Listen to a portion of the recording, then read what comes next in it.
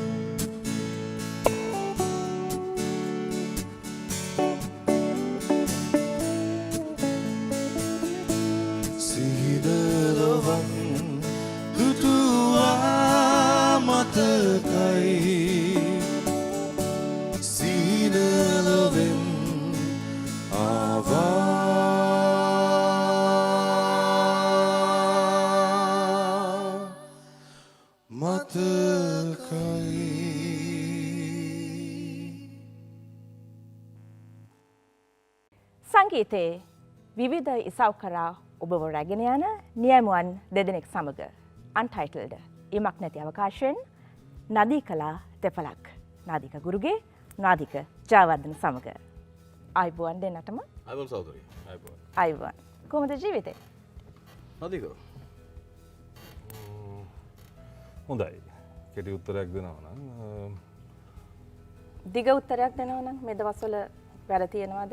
ඒ කියන්නේ කොහොමද show business එක? ඔව් මම නදී අතරම ගොඩාක්ම ෂෝ බිස්නස් එකේ ඉන්න කෙනෙක් නෙමෙයි. ඒ කියන්නේ මම හරි අඩුවෙන් තමයි ප්‍රසංග කලාවේ යෙදෙන්නේ. නමුත් මම මේ වෙලාවේ මගේ ගීටා ඇකඩමි එකක් කරගෙන යනවා. ඒකේ වැඩ කටයුතුත් එක්ක ඉන්නවා.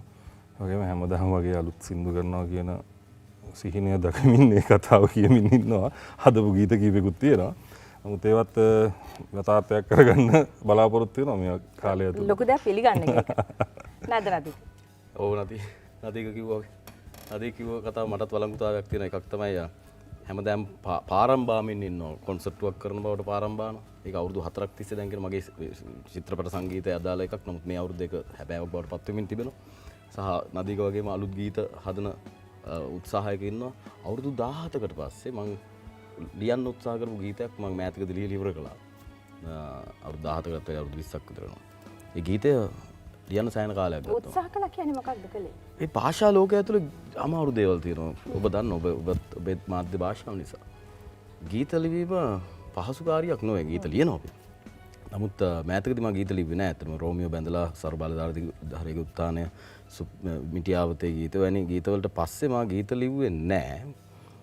නමුත් නදීක වගේ මාත් ඒ පැත්තෙන් සතුටු වෙන්න පුළුවන් අලුත් නිර්මාණ කීපයක් තිබෙනවා. සහ මගේ පුස්තකයක් එළියට ආවා සංගීත විශ්ලේෂණ පුස්තකයක් ක්ලරන්සියානු පොප් සංගීතය කියලා. ඒකත් එක්ක තියෙන සහ ඉතින් සංගීතයට අදාළ සංගීතයට අනදාළ වැඩ බොහොමයක් කරමින් ඉන්නවා. අතරම මේ ෂෝ බිස්නස් එක කොහොමද කියලා හැවුවේ සමාජ දේශපාලන අර්ථයෙන්. මොකද ඔව් ඇත්තටම ෂෝ බිස්නස් එකේ නදීක තරම්වත් මම නැහැ. ඇත්තටම නදීක සහ මම ඉඳලා හිටලා දෙන්න එකතු වෙලා නදීක සහ නදීක කියලා කොන්සර්ට්ුවක් අපි දෙන්න ලංකාවෙන් පිටත ආදි වශයෙන් කළා. දැන් අද මුණ ගැහුණ එක අපි ගැන නැවත වතාවක් කතා කරලා අපි උත්සාහ කරමු මේ අවුරුද්දේ නදීක සහ නදීක වැඩසටහනක් කරන්න. ඉතින් නදීගේ ප්‍රශ්නෙට තියෙන්නේ ඇත්තටම ප්‍රධාන ධාරාවේ ෂෝ බිස්නස් එක ඇතුළේ මම හිතනවා යම් බිඳ වැටීමක් තිබුණා. ඒකට එකම හේතුව සමාජ දේශපාලනික ආර්ථික අස්ථාවරත්වය කියලා කියන්නට පුළුවන්. ඒ තොන්තු වීම ඒ අර්බුදීය තත්ත්වය හැමතැනින්ම ප්‍රකට වෙනවා. ඒක ෂෝ බිස්නස් එකකින් විතරක් නෙවෙයි දිනදා ජීවිතේ මහජනතාවගේ අපේක්ෂාවන් වඩා යහපත් ජීවිතයක් සම්බන්ධ වඩා යහපත් පරිසරයක් සම්බන්ධව හිතයිශී කියන්නේ ජනහිතයිශී පරිසරයක් සම්බන්ධව තියෙන අභිලාෂයන් සුන්නද්දූලි වෙමින් පවතින නිසා ජනතාව තෝන්තු වෙලා ඉන්නේ. ඔව් ෂෝ බිස්නස් එකේ නැති වුණත් නදීක ඒතර ෂෝ බිස්නස් එකේ නැති යට මේ සමාජ දේශපාලනය අදාළ නැද්ද? නෑ අදාළයි. මම ඇත්තටම මේ ප්‍රශ්නෙට උත්තරේ දැන් ඔබ අහපු එකත් එක්ක දැන් දුරා දීපු උත්තරෙත් එක්ක ඇත්තටම යහපත් මානසිකත්වයක් ඕනේ මේ කලාවේ කියන එක පැවැත්මට. ඒක ඉතා වැදගත්. ඒ කියන්නේ මොන කලාව වුණත් මම හිතන්නේ ඒක අපි සංගීත ප්‍රසංග වලට විතරක් සීමා කරලා කතා කරන්න බෑ. චිත්‍රපටි ගත්තත් නාට්‍ය ගත්තත් හැම කලාවකම රස විඳින්න යන්න මිනිසුන්ට ආර්ථික පහසුකම සහ මනසේ නිස්කලංක බව තියෙන්න ඕනේ යම්කිසි නිර්මාණයක් රස විඳින්න. ඉතින් ඒක මම හිතන්නේ මේ වෙනකොට සමාජය ඇතුලේ ගිලිහිලා තියෙනවා. මිනිස්සු විවිධ අර්බුද වලට මුහුණ දෙනවා. ඒ අතර මම හිතන්නේ රස වින්දනය කරේ ගොඩ දෙනෙක්ගේ ලොකු අවධානයක් තියෙනවා කියලා මේ වෙලාවේ. මොකද එදිනදා ජීවිතය ගැන තමයි ගොඩක් අය කල්පනා කරලා ඔබ ෂෝ බිස්නස් එක ගැන අහුවේ. අතර මේ මෑතදී වුණ සිද්ධිත් එක්ක දැන් තිබ්බ ආර්ථික ප්‍රශ්න ඒ දේවල් මැද්දට දැන් ආරක්ෂාව පිළිබඳ ප්‍රශ්නකුත් මිනිසුන්ට ඔළුවට ඇවිල්ලා තියෙනවා. එතකොට ඒ වගේ තැන්වල මිනිස්සු දහස් ගානක එකතු වීම පිළිබඳත් හැම දිනකටම කුතුහලයක් තියෙනවා මේක ආරක්ෂාකාරීද කියලා. ඉතින් සින්දුවක් අහන්න යන්න බෑ. අපි ආරක්ෂාකාරීද කියන සිතුවිල්ල ඔළුවට ආවෙන් පස්සේ. කියන්නේ සමහරට අපි දැකලා තියෙනවානේ ගුරා දැන් කොන්සර්ට්ස් බලන්න සමහර අය තමන්ගේ වෙන වියදම් වලින් කපා හැරලා ඇවිල්ලා තියෙන අවස්ථා මම දැකලා තියෙනවා. නමුත් දැන් තියෙන වෙනම තත්ත්වයක්. ඒ කියන්නේ හොඳටම නොසන්සුන් වෙලා තියෙනවා කියලා මම හිතනවා මහ ජනතාව. ඒක හැදෙන්න ඕනේ නැත්නම් මේක කර්මාන්තයක් විදිහට සෑහෙන බලපෑමක් ඇති කරાવી කියලා. ඒ ප්‍රශ්නෙම තවත් කැලලක් සංස්කෘතික කතිකාව බිඳ වැටෙනවා නේද? ඒ කියන්නේ යමක් කතා කරන්නවත් නිදහසක් හෝ එහෙම නැත්නම් මේ ග්‍රහණය කරගැනීමේ නිදහසක් ඒක නදී ටිකක් බරපතලයි. ඒ කියන්නේ සංස්කෘතික කතිකාවන් එහෙම නැත්නම් සමාජීය කතිකාවන් සිදුවෙමින් පැවතියා. සමාජීය කතිකාවන් සිදුවෙමින් පවතින්නට අවශ්‍ය ඊටම හොඳ නරක පසුතලයක් අපිට තිබුණා. ඒ කියන්නේ නරකේ ඊටම හොඳ තත්ත්වයක්. එතකොට ඒ කතිකාවන් සිද්ධ වෙනවා. කණ්ඩායම් බොහොමයක් තුල බොහොමයක් අතර ඇතුලේ සහ එකිනෙකා අතර මේ කතිකාව සිද්ධ වෙනවා. නමුත් මේ කතිකාවන්ට උඩින් ඉතා බරපතල ජාලයක් තිබෙනවා. ඒ ජාලය හසුරුවන්නේ දේශපාලනය සහ ප්‍රාග්ධන වෙළඳපොළ. එතකොට මේ දෙක එකතු වෙලා ජනතා අභිලාෂයන්ට උඩින් එහෙම නැත්නම් ජන කතිකාවන්ට උඩින් සංස්කෘතික කතිකාවන්ට උඩින් බලපානවා. ඒ දැල කොල්ලන්න අමාරුයි. ඒ දැල අර ජන කතාවේ මොකක්ද අර කුරුළු රංචුව වගේ කුරුළු වැද්දට අහුවෙච්ච කුරුළු රංචුව වගේ එකතු වෙලා කරනවා හැර කරන්නට බෑ මේ ජන මාධ්‍ය වලින් ප්‍රාග්ධන මූලික යෙදුම් එහෙම නැත්නම් ප්‍රාග්ධනයේ මුල් කරගත් ජනමාධ්‍ය සංස්කෘතිය විසින් ඒ සංස්කෘතිය සහ දේශපාලනය අතර තියෙන ඍජු සම්බන්ධතාවය විසින් මේ ජනතාවගේ අදහස් ජනතාවට මමත කියලා තිබෙන්නේ. ජනතාවම දන්නේ ජනතාවම කතා කරන උන් කතා කරන්නේ ඔවුන්ගේ අදහස් නෙවෙයි. ඔවුන්ගේ ඔළුවට දාපු ඔවුන්ගේ අධිපති මතවාදය උන් පුනරුච්චාරණය කරමින් ඉන්නවා නොදැන ඒක තමන්ගේ නොවන බව.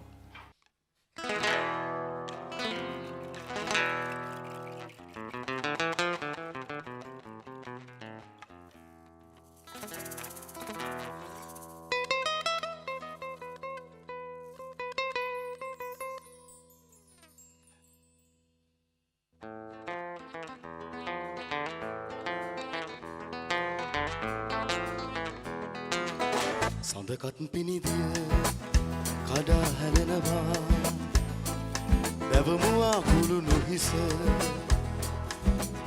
පහන් නිවෙනවා මං එනතුරු අත්තරාල්තරේ ඉන්නවද බලා අමීෂා අමීෂා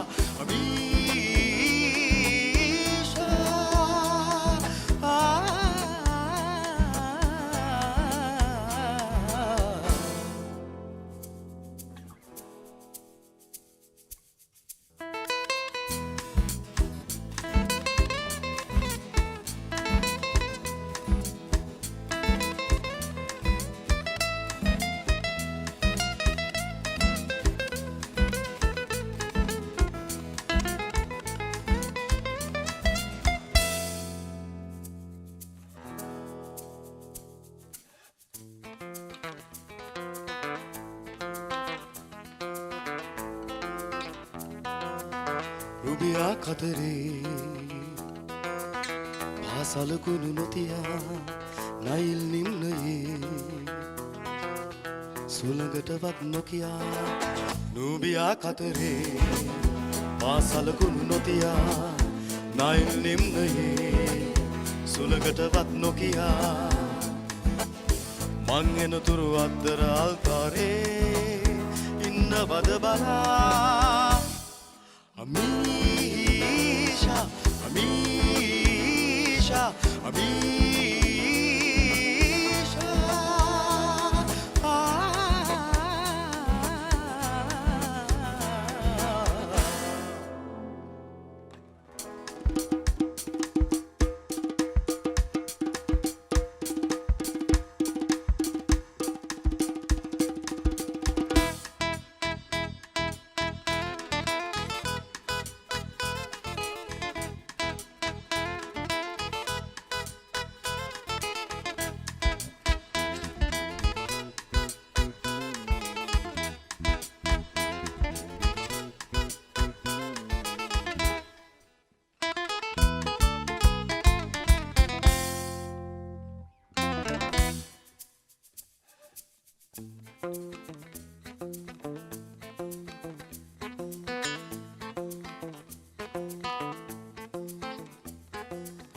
රුබල් කාලී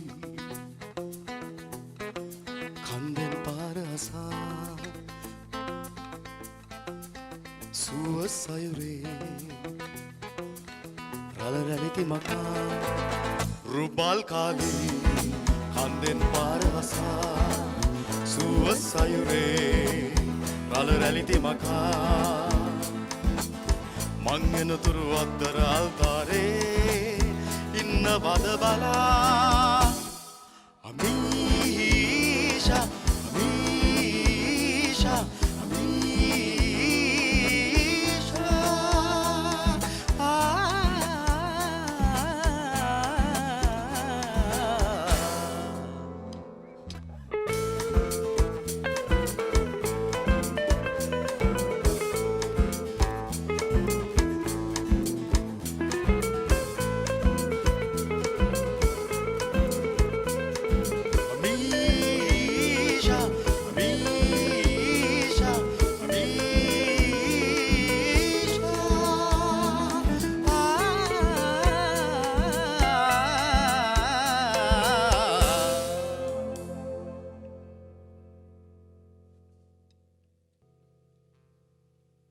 නැවතත් අන්ටයිටල්ඩ් ඉමක් නැති අවකාශයේදී නාදික ජයවර්ධන නාදික ගුරුගේ සමග අපි ටිකක් ජීවිතය ගැන කතා කරමු දැන්.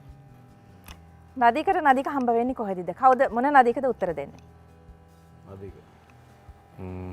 මේක ඇත්තටම හොඳ හමුවීමක් නෙමෙයි. හේතුව මම ගුරාව දකින්නේ කොන්සර්ට් එක. ඒ කියන්නේ සංස්කෘතික සම්දර්ශනයක් නේද? ඒ කියන්නේ පිටරට වෙලා ඇවිල්ලා තරම බාති සන්දුෂ්වාද කණ්ඩායම තමයි වාදනය කරන්නේ. මං ගියාම ගුරා ඉන්නවා ටයර් එකකින් හදපු සරප්පු දෙකක් දාලා බතික් සරමකුත් ඇඳගෙන. ඒක මතකයි තාම. මතකයි. ඊට පස්සේ මට ඇත්තටම ගුරාගේ හැසිරීම දැකලා එයා ඔක්කොමත් එක්ක මම හිතුවොත් ඒක සරල වචනින් කිව්වොත් උම්මත්තකෙක් පිස්සෙක් කියලා තමයි මගේ ඔළුවේ රෙජිස්ටර් වුණේ. ඊපස්සේ තව දවසක මම පාරේ යනකොට ගුරා එකේ කලේ මල්ලක් තිබ්බා. ගුරා යනවා පාරේ මල්ලක් දාගෙන ගිටාරේ උතරගෙන. ඊට පස්සේ මම ආයෙත් විරෝලම් ආයෙත් අර අදහස තමයි ඔළුවට ආවේ. මෙන්න ගිනි දාවල් මේ යනවා ගිනි යවුවේ යන්න අර මනුස්සයා යනවා කියලා. ඒ අතර චාමින්ද රත්නසූරිය කිත්සිරි ජයසරගේ ස්ටුඩියෝ එක අපි හම්බ වෙනවා. ඉතින් කියනවා නදීක ගුරුගේ කියලා කෙනෙක් ඉන්නවා මෙහෙමයි නදීක හම්බෙන්න. කොයි කාලෙද නදීක මේ? ඔගේ අම්මේ මං හිතන්නේ අවුරුදු 20කට එහා. ඔව්. ඉතින් ඊට පස්සේ මෙහෙම කියලා දැන් මම දන්නේ නැහැ. දැන් මමත් දවසක් ස්ටුඩියෝ එකේ ඇතුළේ ඉන්නකොට මට චාමින්ද කිව්වා ගුරුගේ ඇවිල්ලා ඉන්නවා හම්බෙන්න ආසයි කියලා. ඒක මං කිව්වා යන් කියලා. ගියා. හම්බෙන්න ආසයි කියනවා. ඔව් දැන් ගුරුගේ කියනවා හම්බෙන්න ආසයි කියලා. මම දන්නේ නැහැ ගුරුගේ කියන්නේ කවුද කියලා. තොර කිත්තගේ ස්ටුඩියෝ එකේ ඇවිදන් ගියා මෙහෙම බිත්තියකින් එබෙන්න ඕනේ කාමරේට. ඉතින් මම ඇවිදන් ගිහලා එබුවාම මම අර හිතපු පුත් පිස්සා ඉන්නවා. ඔව් පිස්සා ඉන්නවා වාඩි වෙලා පුටුව. මම ඉතින් ගුරුගෙට කිව්ව පළවෙනි කතාව තමයි සමා වෙන්න මචං මම හිතුවා පිස්සෙක් කියලා තමයි අපේ කතාවේ පටන් ගත්තේ අතට. එතකොට නදීක අර යම් ගීතයක සංගීත නිර්මාණය කළ දුන ඒ ගීතය එන්න ජනප්‍රිය වෙලා තිබුණා. මොකක්ද ගීතය? නදීක මතකද?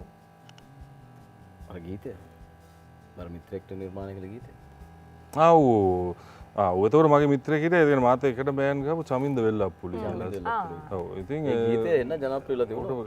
ඔහු ගීතයක් හදාගෙන ඇවිල්ලා ඔව් මම ඒක ඕකට ගිටාර ගහලා අරේන්ජ් කරලා දුන්නා. ඉතින් ඕක ඔහොම තත්ත්වෙකුත් තිබ්බයි දවසට. ඒතකොට මම හිතන්නේ ගුරා එක දන්නවනේ. මම ඒක දන්නවා. ඒතකොට ඒ වෙනකොට ඇත්තටම අපේ නදීක ගැන මම අහලා තිබුණා සහ මම දැකලා තිබුණා අර සංස්කෘතික වැඩසටහනකට ආපු නිසා. ඉතින් මට චාමින්ද ගාම මේ නදීකත් අපිත් එක්ක වැඩ කරනවා කියලා මම බැලුවා. ඉතින් හරි. ඉතින් ආදේ මොන කරන හොඳයි. ඉතින් මිනිහා පාපොච්චාරණයක් කළා ඒද ඇවිල්ලා. ඒක අවුරුදු 20කට පස්සේ කොන්සර්ට් එකක් බවට පත් වුණා. අවුරුදු 20කට පස්සේ නෙමෙයි ඇත්තට. නෑ ඇත්තටම. නදීක සහ නදීක කියන එක ගැන නදීක ඇත්තටම දාලා තිබුණා ඔහුගේ Facebook එකේ වතාවක් මේ කොන්සර්ට් එකට කලින්. ඇත්තටම අපි දෙන්න පසු කාලිනව ගොඩක් සංගීත නිර්මාණ කරන වැඩවලදී අපි දෙන්නගේ දායකත්වය දීලා තිබෙනවා. ලංකාවේ නූතන පොප් ගීතාවලියට වාද්‍ය ශිල්පීන් හැටියට සහ අපේ මිත්‍රයින්ගේ වැඩවලදී සහ සංගීතඥයින් හැටියට. يعني අපේ මියුසික් අපිම තමයි ප්ලේ කරගත්තේ ඒ කාලේ. يعني අපේ වැඩසටහනක් තිනුත් එම නදීක බේස් ගිටාර් ප්ලේ කරනවා, මම ලීඩ් සහ රිද්ම් ප්ලේ කරනවා, ලෙලුම් ඩ්‍රම්ස් ප්ලේ කරනවා. ඔය අපි තුන් දෙනා අනිවාර්යයෙන්ම මේ ගීත ඔය කසුන් කල්හාරගේ නදීකගේ මගේ ගීතවල පිටුපස්සට විශ්ව පර්ණයාප ඔහු දැන් ඇත්තටම සමාහිත තෙරුන් ඔහු ගිහිගේ හැරගිලා තියෙනවා. ඉතින් මේ වාද්‍ය ශිල්පීන් ප්‍රධාන ශිල්පීන් කොහොමදත් හිටියේ අපිම තමයි අපේ සංගීතය නිර්මාණය කරගත්තේ. කියන්නේ අපි වාදනය කරගත්තේ. ඉතින් ඒ කාලෙදී ඇත්තටම නදීක සහ ඉතින් නදීක අර පසු කාලිනව අපි ඈත් වුණා. කියන්නේ මම සිනමාව පැත්තට වැඩිපුර නැඹුරුතාවයක් දැක්වුවා. නදීක ඔහුගේ නිර්මාණ කටයුතු කරමින් වෙනම අපේ කණ්ඩායම ඇත්තටම අපි වයසට යන්න යන අපේ කණ්ඩායම බිඳිලා ගියා. ඒක පසු එකතු වෙච්ච කණ්ඩායමක්. ඇත්තට මේ කණ්ඩායම මුල සිට හිටියේ නැහැ. අපි තැන් තැන් වල එකතු වෙලා වැඩ කීපයකදී එකට ඉඳලා අපි ලොකු මිත්‍රයින් බවට පත් වෙලා සහෝදරවරුන් බවට පත් වෙලා. නමුත් අපේ පාරවල අපි ගියා. ඊට පස්සේ නදීක මට එක දවසක් මුණ ගැහුණාට පස්සේ මට කල්පනා වුණා හත්ලෝ නදීක අපි දෙන්න කොන්සර්ට් එකක් තිබුණා තුන දැන් නදීකත් ගිටාර් ප්ලේ කරනවා යත් මොකද අපේ කාලේ අර ඒ කියන්නේ අපේ යුගයේ වෙනකොට තිබුණ එකක් තමයි නදී අර ගිටාරු වාදන ගායන ශිල්පියා කියන එක. අර කැට් ස්ටීවන්ස්ලා බොබ් ඩිලන්ලා මේ වගේ ආස් ක්ලැරන්ස්ලා ඒව ආසාදනයෙන් ආපු ඒ චරිතය. ඉතින් එහෙම හාදෙක් තමයි නදීක. මමත් එහෙම හාදෙක්. මම මගේ සින්දු ලියා ගන්නවා. මම ඒවා කියනවා. නදීකගේ ගීත නිර්මාණය කරගන්නවා. ඒතර අපි දෙන්නාට පුළුවන් අපි දෙන්නගේ ගීත ටික කියලා දාන්න. ඉතින් අපි දෙන්න හම්බුලේ සම්බෙච්ච වෙලාවක අපි තීරණය කළා අපි එහෙම කොන්සර්ට් එකක් තියනවා කියලා. නදීක සහ නදීක. එනවා තොම්සන් ඇන් තොම්සන් වගේ. ඈ ඉතින් නදීක සහ නදීක වැඩසටහන අපි එක වතාවක් කළා. ඊට පස්සේ අපි ඕස්ට්‍රේලියාවේදී වැඩසටහන කළා. නදීක සහ නදීක. තැන් කීප එක අපි කළා. අපිත් එක්ක එකතු වුණා රෂ්‍යානු ජාතික වයලීන ශිල්පිනියක් සහ ඕස්ට්‍රේලියානු ජාතික ඩබල් බේස් ශිල්පියෙක් එක වෙනම වර්ණයකට ගියා. දැන් නදීක සහ මම ඇත්තටම අලුතෙන් කල්පනා කරන මේ අවුරුද්ද ඇතුළත නැවතත් ඒ නදීක සහ නදීක වැඩසටහන කරන්න. මක් නිසාද? එකක් තමයි විශාල ප්‍රේක්ෂකාගාරයක් නොවේ. තෝරාගත් සීමිත ප්‍රේක්ෂකාගාරයක්. මේ ගිටාරු සංගීතය, ගිටාරු සංගීතය, ඒ ගීතයට ලාලාසාවක් තිබෙන ඒ සම්බන්ධ විශේෂ කැමැත්තක් තියෙනවා. උදවියට අපේ ඒ රසික පිරිසක් වෙන ඒගොල්ලන්ට තමයි තීන්දුව කළේ. නදීක රාත්‍රී සමාජ ශාලාවල ඔබ වාදන ශිල්පියෙක් විදිහට ගායන ශිල්පියෙක් විදිහට වැඩ කරනවා. සංස්කෘතියත් එක්ක ගත්තාම පිටස්තර මාතෘකාවක් බවට පත් වෙනවා මේ රාත්‍රී සමාජ ශාලා. ඔබ සාමාන්‍යයෙන් විනයක් තියෙන ඒ වගේම යම් ප්‍රතිපත්තියක ඉන්න පුද්ගලෙක් විදිහට මේ ගැටුම කොහොමද निराකරණය කරගත්තේ ඔබ තුලින්ම? එම ගැටුමක් තිබුණද නැත්නම් එහෙම निराකරණය කරගන්න අවශ්‍යතාවයක් තිබුණා? මට එහෙම ගැටුමක් තිබ්බේ නැහැ. මට එහෙම ඒක ඇතුලේ ඩිසිප්ලින් වෙන්න ඕනේ කියලා මොනවද තිබුණේ නැහැ. මොකද මම යම්කිසි ප්‍රතිපත්තියක් මේන්ටේන් කරා හැම කාලෙකම. ඒ කියන්නේ මම හැසිරෙන විදිය ගැන සහ වැඩකදී මම හැසිරෙන විදිය ගැන මට විශේෂයෙන් මට ඩිසිප්ලින් එකක් තියෙනවා. ඒක හැමෝම මට ප්‍රශංසා කරලා තියෙන කාරණාවක්. ඉතින් ඒක මම හිතන්නේ ඒ කියන්නේ මමත් එහෙම හැසිරුණ නැති තැන් තියෙනවා ගොඩක් ඈත. හැබැයි ඒවෙන් ලැබුණු අත්දැකීම් එක තමයි මම ඒව හදාගත්තේ. නමුත් මම රාත්‍රී සමාජ ශාලාවල වාදනයට එනකොට මගේ ඩිසිප්ලින් එක, මගේ ප්‍රතිපත්ති, මම රැක ගන්න ඕන දේවල්, මේ මේන්ටේන් කරන්න ඕන දේවල් හැදිලා ඉවරයි. එතෙන්දි මට ඒ දේ දැනුනේ නැහැ. ඒ කියන්නේ අර ගුරුගේ නදීක ගුරුගේ ඒ කියන්නේ අර මිත්‍යාවක් තමයි තවත් සමාජයේ තියෙන රාත්‍රී සමාජ ශාලාවල මෙහෙමයි. ඒක දැන් රාත්‍රී සමාජ ශාලාවක ඇතුලේ නෙමෙයි. මිනිස්සුෙකුට ආගමික ස්ථානයක් ඇතුළත් නරක වෙන්න පුළුවන් වුණා. ඒක රාත්‍රී සමාජ ශාලාව කියලා එහෙම විශේෂයෙන් හුවා දක්වන්න ඕනේ නැහැ. අපි දන්නේ නැහැ. ඒ කියන්නේ ගෙදරක වෙන්නත් පුළුවන්, ගියක් ඇතුළේ වෙන්නත් පුළුවන්, ආයතනයක් ඇතුළේ වෙන්නත් පුළුවන්, ආගමික ස්ථානයක වෙන්නත් පුළුවන්. ඒ කියන්නේ මිනිස්සුෙකුට නරක වෙන්න ඕන නම් නරක වෙන්න පුළුවන්. ඒ වගේම තමන්ගේ දේ කරලා පාඩු ඉන්නවා නම් ඇත්තටම හොඳ මිනිහෙක් විදිහට ඉන්නත් පුළුවන් ඉතින්. දැන් මමත් ඔය සංස්කෘතිය හිටපු කෙනෙක්. මමත් හිටපු කෙනෙක්. මම ඊටාම ඒ කියන්නේ මමත් ඉතාම හොඳට තාමත් මම ආපහු හැරලා බැලුවාම මම මගේ තරුණ කාලේ මම වැඩියෙන්ම සතුටු වුණේ රාත්‍රී සමාජ ශාලාවල නැත්නම් ඒ සංගීත සංස්කෘතිය ඇතුළේ ඉඳීමෙන්. එකක් ඒ කණ්ඩායමේ වාත් එක්ක වැඩ කළ කණ්ඩායමේ හිටපු එකම බීරපානය කරන්න මම. එකම දුම්පානය කරන්නත් මම. ඒ කණ්ඩායමම එහෙම ඉතාම හොඳ අවුතුම් පැවතුම් විච කරනවා.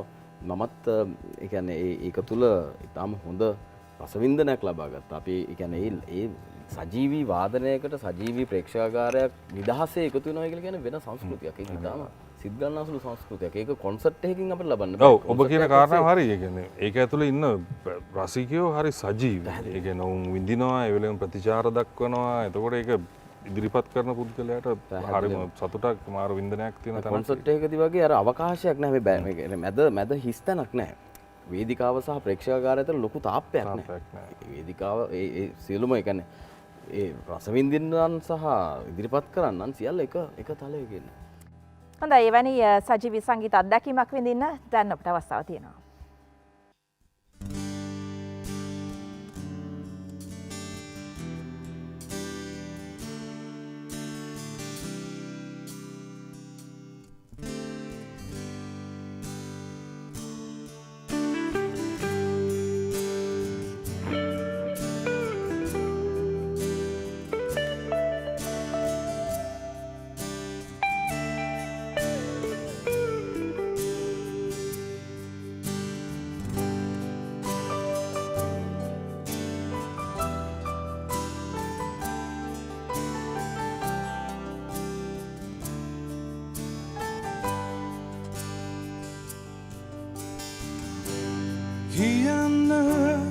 කියන්න අද වැදිතේ මා සමගේ කියන්න ඇති සමතේ රිසිසේ හද පුරා ආදරේ ඔබටයිද හදවතේ දිස්වෙයි මුතුවන් සිනා දෙනුවන් යුග ළඟ මගේ මන්මත් සිත පුරා කැළවෙයි වේදනා හැඟුම් නොදැනියේ ඇසිල්ලේ කියවෙයි ඔබ නම හොරෙන්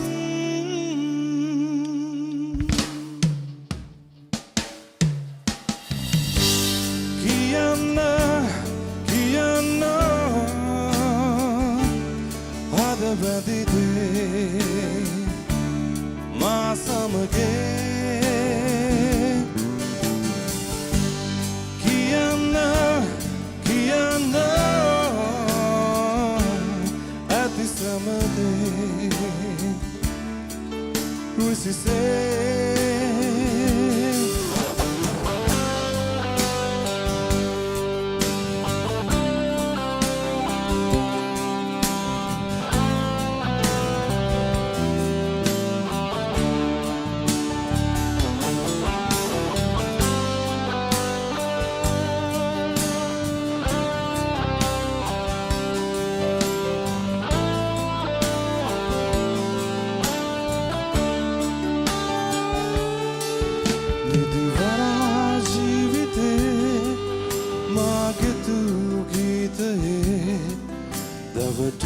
ඔබ කීවදන් දෙසවන් යුග ළඟ මගේ සුදුවන් පිටුපුරා දිවෙයි ගී ඔබේ නමින් නොසිතායේ පිටුකොනේ ලියවෙයි ඔබ නම හොරෙන් කියන්න කියන්න හද වැදිදේ මා සමගේ කියන්න කියන්න ඇති සමදේ රිසිසේ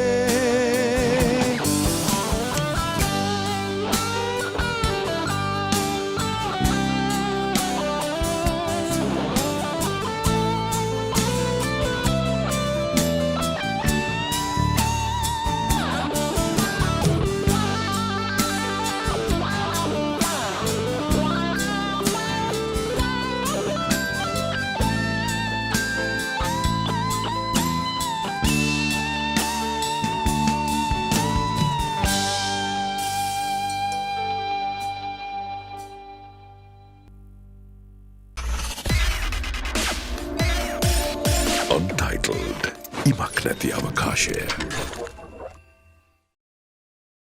නැවතත් අන්ටයිටල්ඩ ඉමක් නැති අවකාශයේදී වන ගැසී කතා කරමු සංගීතය පිළිබඳව. නදික ගුරුගේ ලංකාවේ රසිකත්වය සහ සංගීත භාවිතාව පිළිබඳව ඔබේ අදහස මොකක්ද? ඔය ඇත්තටම බොහෝ විට තරුණ කාලේ අපව හැරලා බැලුවාම ඉතා ජනප්‍රිය අදහසක් කියලා දුන්නේ රසවින්දනය කියන එක අපේ සමාජයට හුරු නැහැ. ඒක නිසා රසවින්දනය සම්බන්ධව වැඩ කළ යුතුයි කියන අදහස තමයි අපේ ජ්‍යෙෂ්ඨයනුත් අපිට දීලා තිබුණේ. අපිත් හිතන් හිටියේ එහෙමයි. නමුත් අපි වයසට යනකොට මට තේරුණා ඇත්තටම රසවින්දනය කියලා කියන්නේ සමාජ ඓතිහාසික අත්පත් කර ගැනීමක්. රසවින්දනය සඳහා මාධ්‍යයන් තිබිය යුතුයි. ලංකාවේ මුල්ම සංගීතය සම්බන්ධ මාධ්‍යයන්ගේ අයිතිය සහ ඊට ප්‍රවේශය තිබුණේ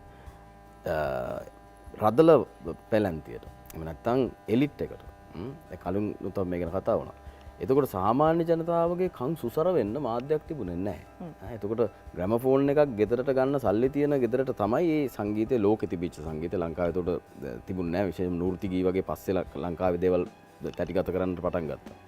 ඒ වෙනකොට HMV තැටි වෙන බටහිරින් ගෙන්නලා තමයි අහන්න සැලැස්සුවේ. එතකොට ඒවා ගන්න හැකියාවක් තිබිච්ච අයගේ කන් හොඳට සුසර වුණා. ඒගොල්ලන්ට හොඳ සංගීතය සම්බන්ධව කියන්නේ හොඳ සංගීතයක් ඒගොල්ලන්ට අහන්න ලැබුණා. ඒකට ඒගොල්ලන්ගේ සංගීත සංස්කෘතිය රසවින්දනය ඉහළ මට්ටමකට ගියා පැහැදිලිවම. ඊට පස්සේ අපේ සාමාන්‍ය සමාජයට උනේ රේඩියෝ එක එනකන් කිසිම දෙයක් තිබුණේ නැහැ එහෙම අහන්න. රේඩියෝ එකත් එක ගෙදරක 20ක් 30ක් ලෑස්තිලා තමයි සමහරලාට ওই මුවන් පැලස් වගේ ඒවා ඇහුවේ කාලේ. ඒතර එහෙම තමයි බහුතරයක් සමාජය රසවින්දනයට නැඹුරු වුණේ. ඒගොල්ලන්ට රසවින්දනයට මෙටීරියල්ස් නැත්තම් මූලිකාංග මෙවලම් ආවේ ඒ විදිහට පහුවෙලා. එතකොට ඒ පහුවෙච්ච දශක ගාන ඇතුළත ඊට පස්සේ කැසට් 2 එනවා. වෙළඳ ආර්ථිකයත් එක්ක ස්ටීරියෝ කැසට් එක එනවා. ඊට පස්සේ මේ විදිහට ඊට පස්සේ ආපහු එනවා මේ බොහොම මේ සංඛ්‍යාතයන් අදත් මේ කියන්නේ මේ ලොකු ප්‍රශ්නයක් වෙලා තිබෙන මේ නාලිකා විද්‍යුත් නාලිකා මේ සංඛ්‍යාතයන් විකුණලා දාලා වෙළඳ ව්‍යාපාරිකයන් මේවා අරගෙන ඊට පස්සේ ඒගොල්ලෝ රේඩියෝ දාලා ටෙලිවිෂන් දාලා ඊට පස්සේ ඒගොල්ලෝ අධිනිෂ්පාදනයක් කරන්න පටන් ගන්නවා. ඊට පස්සේ සින්දු ඕනවා. ඊට පස්සේ හැම තැනින්ම සින්දු එන්න පටන් ගන්නවා. ඒවල ගුණාත්මක වෙනකොට ප්‍රමාණාත්මක වැඩි වෙනවා. ඊට පස්සේ ඔබට මතක ඇති ඉස්සර තිබුණා මේ මල්වත්ත පාර කියලා දැනටත් තියෙනවා. කොටුව ඔව් පිටකොටුවේ මේ දුම්රිය ස්ථානයේ ඉදිරියට මාවත. ඒක ප්‍රචලිත වෙලා තිබුණේ කැසට් වලට. Record bar. පස්සේ රෙකෝඩ් බාර් අයිතිකරුවන් ඔවුන් නිෂ්පාදකවරුන් බවට පත් වුණා. මේක ඉතාම බරපතල තත්ත්වයක්. එතකොට ඔවුන් විසින් නිෂ්පාදනය කරන ලද සංගීත මේ තැටි වේවා, CD වේවා, කැසට් වේවා ඒවල ගුණාත්මක ගැන අපිට හිතා ගන්න පුළුවන්. එතකොට මෙන්න මේ අධිනිෂ්පාදනය රේඩියෝ ගොඩාක් තියෙනවා. ඒවට සින්දු ගොඩාක් වුණා.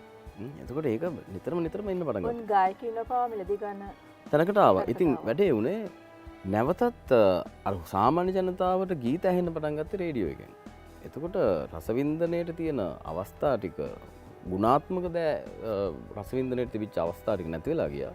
ඒ නිසා ආත්මත් රසවින්දනය වෙන පැත්තකට ඇදිලා ගියා. ඊට පස්සේ අද වෙනකොට රුපියල් 49ක් එක්ක එනවා ලෝකෙම තියෙන සංගීතය අපිට අහන්න පුළුවන් නේ අපිට. ඔව් රුපියල් ලෝකෙම තියෙන ඕන සංගීතයක් අහන්න පුළුවන්. ඒ කියන්නේ ඇත්තටම ලෝකේ සංගීත නිෂ්පාදනය ඉතා ඉහළ ගිහිල්ලා තියෙනවා. අර නිෂ්පාදකවරයාගේ කාර්යභාරයත් අහුසු වෙලා තියෙනවා දැන්. ඉස්සරනේ ප්‍රොඩියුසර් කෙනෙක් ඉන්නේ. දැන් ප්‍රොඩියුසර් කෙනෙකුත් නැහැ. ඒතර කලා රසවින්දනයට ඕන තරම් මාධ්‍ය දැන් තිබෙනවා. හැබැයි අපිට මේ කලා රසවින්දනය පාරම්පරිකව පුරුදු නැති නිසා අපිට ඒකේ හුදී ජනයන් හැටියට අපිට එහි අයිතිය නොතිබුණු නිසා අපි තාම දන්නේ නැහැ වඩා හොඳ දේ කුමක්ද ඒ දේ රසවින්දින්නේ කොහොමද කියන එක. ඒක අපේ සමාජීය ප්‍රශ්නයක් නෙවෙයි කියලා මම දැන් වයසට ගියාම මම තේරුම් අරගෙන තියෙනවා. ඒක අපේ ඉරණම. ජයවර්ධන ඔබ එක්තරා ගුවන්විදුලි නාලිකාවක මේ රසිකත්වය සුසර කරන්නට තීරණය කරන්නට සාධකයක් වුණා එක කාලෙක. ඔබ ස්ථිර රැකියාවක් බවට පත් වුණ අය. අත්දැකීම් එක කතා කළොත්? ඔව් ඒක එකක් තමයි හරි මම ඉස්සෙල්ලා මේක සම්බන්ධයෙන් කතා කරගෙන මට ගුරා කියපු දෙයටත් ගුරා රසවින්දන ගැන දෙයක් එකතු කරන්න ඕනේ. ඔය මාධ්‍ය ප්‍රචලිත වෙන කාලවල අපිත් සංගීතය කරානේ. හරිද? එතකොට අපි වැඩ කරාද ප්‍රමාණාත්මකව කියලා ප්‍රශ්නයක් මට තියෙනවා. එතකොට මේ ගුණාත්මක භාවය ගැන අපි කතා කරන අතරම අපි වැඩ නොකර ඉන්නවා. එතකොට අපි කියන වචන අහලා තියෙන ගුණාත්මක පොඩ්ඩත් එක්ක රැඳෙන්න විතරක් රසිකයෝ කැමති වෙන්නේ නැහැ. රසිකයන්ට විවිධත්වය අලුත් බව ඒ දේවල් අලුත් වෙන්න තව ඉඩ තිබ්බා. ඒ කියන්නේ මේ ජෙනරේෂන් එක තව වැඩ කරන්න තිබ්බා කියලා මම විශ්වාස කරනවා. ඒකින්ද තමයි අපිට අද රසිකත්වයක් ගැන කතා කරන්න වෙලා තියෙන්නේ. ඒ කියන්නේ අපි සංගීතයත් එක්ක ගොඩක් දේවල් කරා. සහ ඔය කමර්ෂල් වැලියු එක කියන එක අපි අතරපු දෙයක් අපෙන් එච්ච වැරද්ද. මොකද හැම දෙයකම ගුණා පැවැත්මකට මම හිතනවා නදී. කියන්නේ කමර්ෂල් වැලියු එකක් තියෙන්න ඕනේ. ඒ කියන්නේ කරන කෙනා සොයයි වෙන්නත් ඕනේ.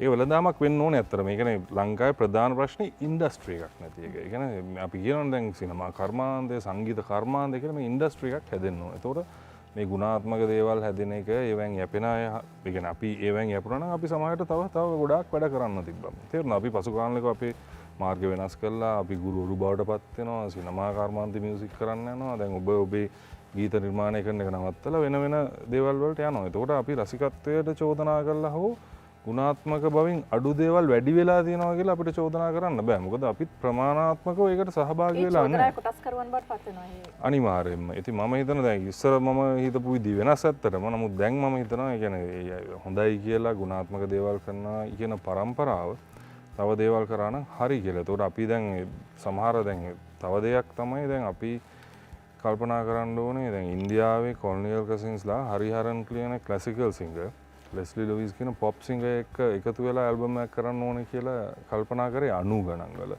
නමුත් අපි 2019 2020ට ඇවිල්ලා අපි තාමත් මේ ජෙනරේෂන් දෙක එකතු කරගන්න බැරුව මේ බැටන් එක පාස් කරගන්න බැරුව එකට වැඩ කරගන්න බැරුව අප්ඩේට් කරගන්න බැරුව එක තැනක ලත වෙනවා. ඉතින් ඉන්දියානෝ දැන් ඒ 90 ගණන් වල ගත්ත තීරණෙත් එක්ක අද සංගීතයත් එක්ක ඉන්න තැන ගුරා හිතන්න පුළුවන්. මං කියන්නේ අන්න ඒකයි. ඒ කියන්නේ හැමදාම දැන් ලංකාවේ සංගීතය කියලා අපි හිතමු යම්කිසි දැන් ලංකාව පිළිගත්තු සංගීත ක්‍රමයක් තියෙනවා. මේක තමයි හොඳ සංගීත ක්‍රමය, ගුණාත්මක සංගීත ක්‍රමය කියලා. නමුත් ඒක හැඩයක්. ඒ හැඩේ මේන්ටේන් කරනවා අවුරුදු 50ක් 60ක් තිස්සේ. නමුත් ලෝකේ මේ හැඩෙත් තියාගෙන ඒකට අලුත් දේවලුත් එකතු කරගෙන තමයි ඉස්සරහට ගිහිල්ලා තියෙන්නේ. දැන් අපි හොඳ සින්දුවක් දැන් අපිට හම්බ වෙන රසිකයෝ ගොඩක් වෙලාවට කියනවා ඒ කාලේ වගේ සින්දු හදන්නේ නැහැ නේ. ඒ කාලේ තමයි නියම සින්දු කියලා. දැන් අපි කන්නේ වෙන දේවල්, අඳින්න වෙන දේවල්, අපි ආදරය කරන්න වෙන විදියකට, අපි විරහව දරා ගන්න වෙන විදියකට. අපේ ජීවිත සම්පූර්ණයෙන්ම වෙනස් වෙලා තියෙද්දි ඇයි අපි අවුරුදු 50ක් පරණ සින්දුවක් විතරක් තාම තියාගන්න උත්සාහ කරන්නේ? මම කියන්නේ දැන් ජන සමාජයට දැන් රසිකත්වයට ගැලපෙන දේවල් තමයි අපි මේ වෙලාව ඉදිරිපත් කරන්න ඕනේ. මොකද දැන් මේ සින්දු අහන්නේ මේ පරිසරයේ ජීවත් වෙන අය. අවුරුදු 50කට කලින් හිටපු අය නෙමෙයි. ඔව් තවත් දෙයක්ත් තියෙනවා ඇත්තටම. ඒක වැදගත්. දැන් ඔය පැරණි දෑ ගැන කතා කරන එක ඒක ඇත්තටම විලාසිතාවකනේ අපේ මේ කාලේ තමයි තිබුණේ මේ කාලේ නැහැ කියලා. හැබැයි ඒකට ඇත්තටම හේතුවකුත් තියෙනවා. ඒ හේතුව තමයි නොස්ටැල්ජියා. නෑ. නොස්ටැල්ජියාව එක හේතුව. නොස්ටැල්ජියාව කියන එක ප්‍රතිඵලය ඇත්තටම. ඒ කියන්නේ ඒ කාලේ තිබුණ එක රේඩියෝ එකයි. එතකොට මේ රේඩියෝ එක තමයි අපිට සංගීත පරිභෝජනයට තිබිච්ච එකම මාධ්‍ය. ඒකේ ගියපු ඕනම හොඳම ගීතයක් ඕනම නරක ගීතයක් අපේ ඔළුවේ රැඳුණා. ඒකේ හොඳකමවත් නරකමවත් නැසන ඒක තමයි අවේලබල් එකම සෝස් එක. එකම අපිට තිබිච්ච මාධ්‍ය. එතකොට දැන් වෙනකොට ඉතා බරපතල ප්‍රමාණයක් මේව තියෙනවා. ඒතර එකක්වත් මතක හිටින්නේ නැහැ. මොකද අපිට කියනවා සුපිරි උත්තේජන කියලා. එතකොට අපිට තව දුරටත් ඒ පරිභෝජනයට වෙලාවක් නැහැ. ඒතර තාමත් අර අපේ ඔළුවට කාවැදුණු දැන් මට තාම මතකයි ඉතා ශාපලත් ගීත තිබෙනවා. ඒක ඔළුවෙන් යවා ගන්න බැරුව තියෙන 80 ගණන් වල අපිට කුඩා කාලේ ඇහිච්ච ගීත. ඒ වගේම හොඳ ගීතක් තියෙනවා. ඉතින් ඒ වගේ ඇත්තටම ඒකට හේතුව මේ කියන්නේ අද වෙනකොට අධිපරිභෝජනයක් තියෙනවා. කියන්නේ අපිට බඩු ඕන තරම් තියෙනවා. කියන්නේ මේ මෙතන බැලුවොත් ගීතද චිත්‍රපටද මේ දත්ත සියල්ල මේ ඔය ඒක ඇත්තටම නිෂ්පාදන ආර්ථිකයේ ප්‍රතිඵලයක්. ඔව්. කොහොමුණත් අපිට තෝරා ගැනීමක් කරන්න සිද්ධ වුණා මේ වැඩසටහනේදී ගීත සම්බන්ධයෙන් මේ ගීතය තෝරාගත්තේ ඔබ වෙනුවෙන් බලන්න රස වින්දනය කරලා.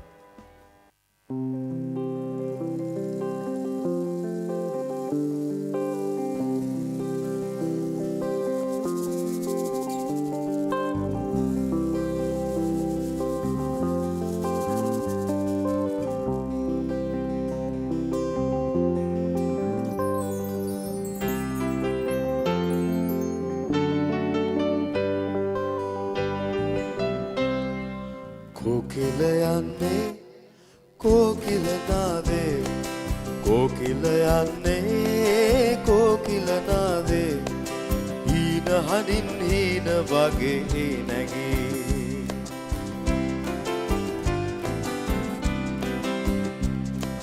ජාති ජාති මලින් සුවඳ ගුලාබී වටින් පිටින් සීල් සුළං හමන්නේ සමාදාන සැඳ සුභාං ඇදෙන්නේ අන්න ගන්න ඉරත් උදෙගිලෙන්නේ මගේ කුමාරී ආල තොටිල්ලේ පැදමුණි දැල්ලේ කෝකිල යන්නේ කෝකිල නාදේ කෝකිල යන්නේ කෝකිල නාදේ හීන හනින් හීන වගේ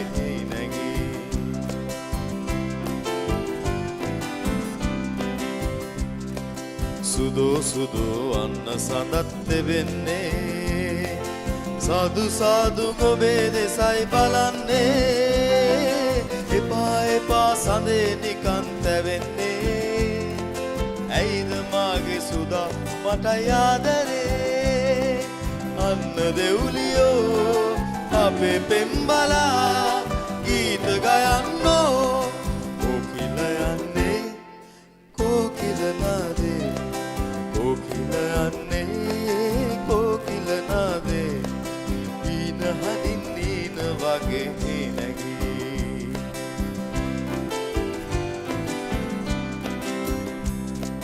සමන් මලක් නෙලා මාගේ විසෝගේ හිසේ ගසම් අන්න මාගේ විනෝදේ එන්න ගනේ එන්න මගේ කුමාරී සාදු කියා හාදු දෙකක් දෙම්සිරි මගේ කිරිල්ලි අනේ සුමීරි ගයන්න මාගී කෝකිල යන්නේ කෝකිල නාදේ කෝකිල යන්නේ කෝකිල නාදේ හීන හනින් හීන වගේ නැගී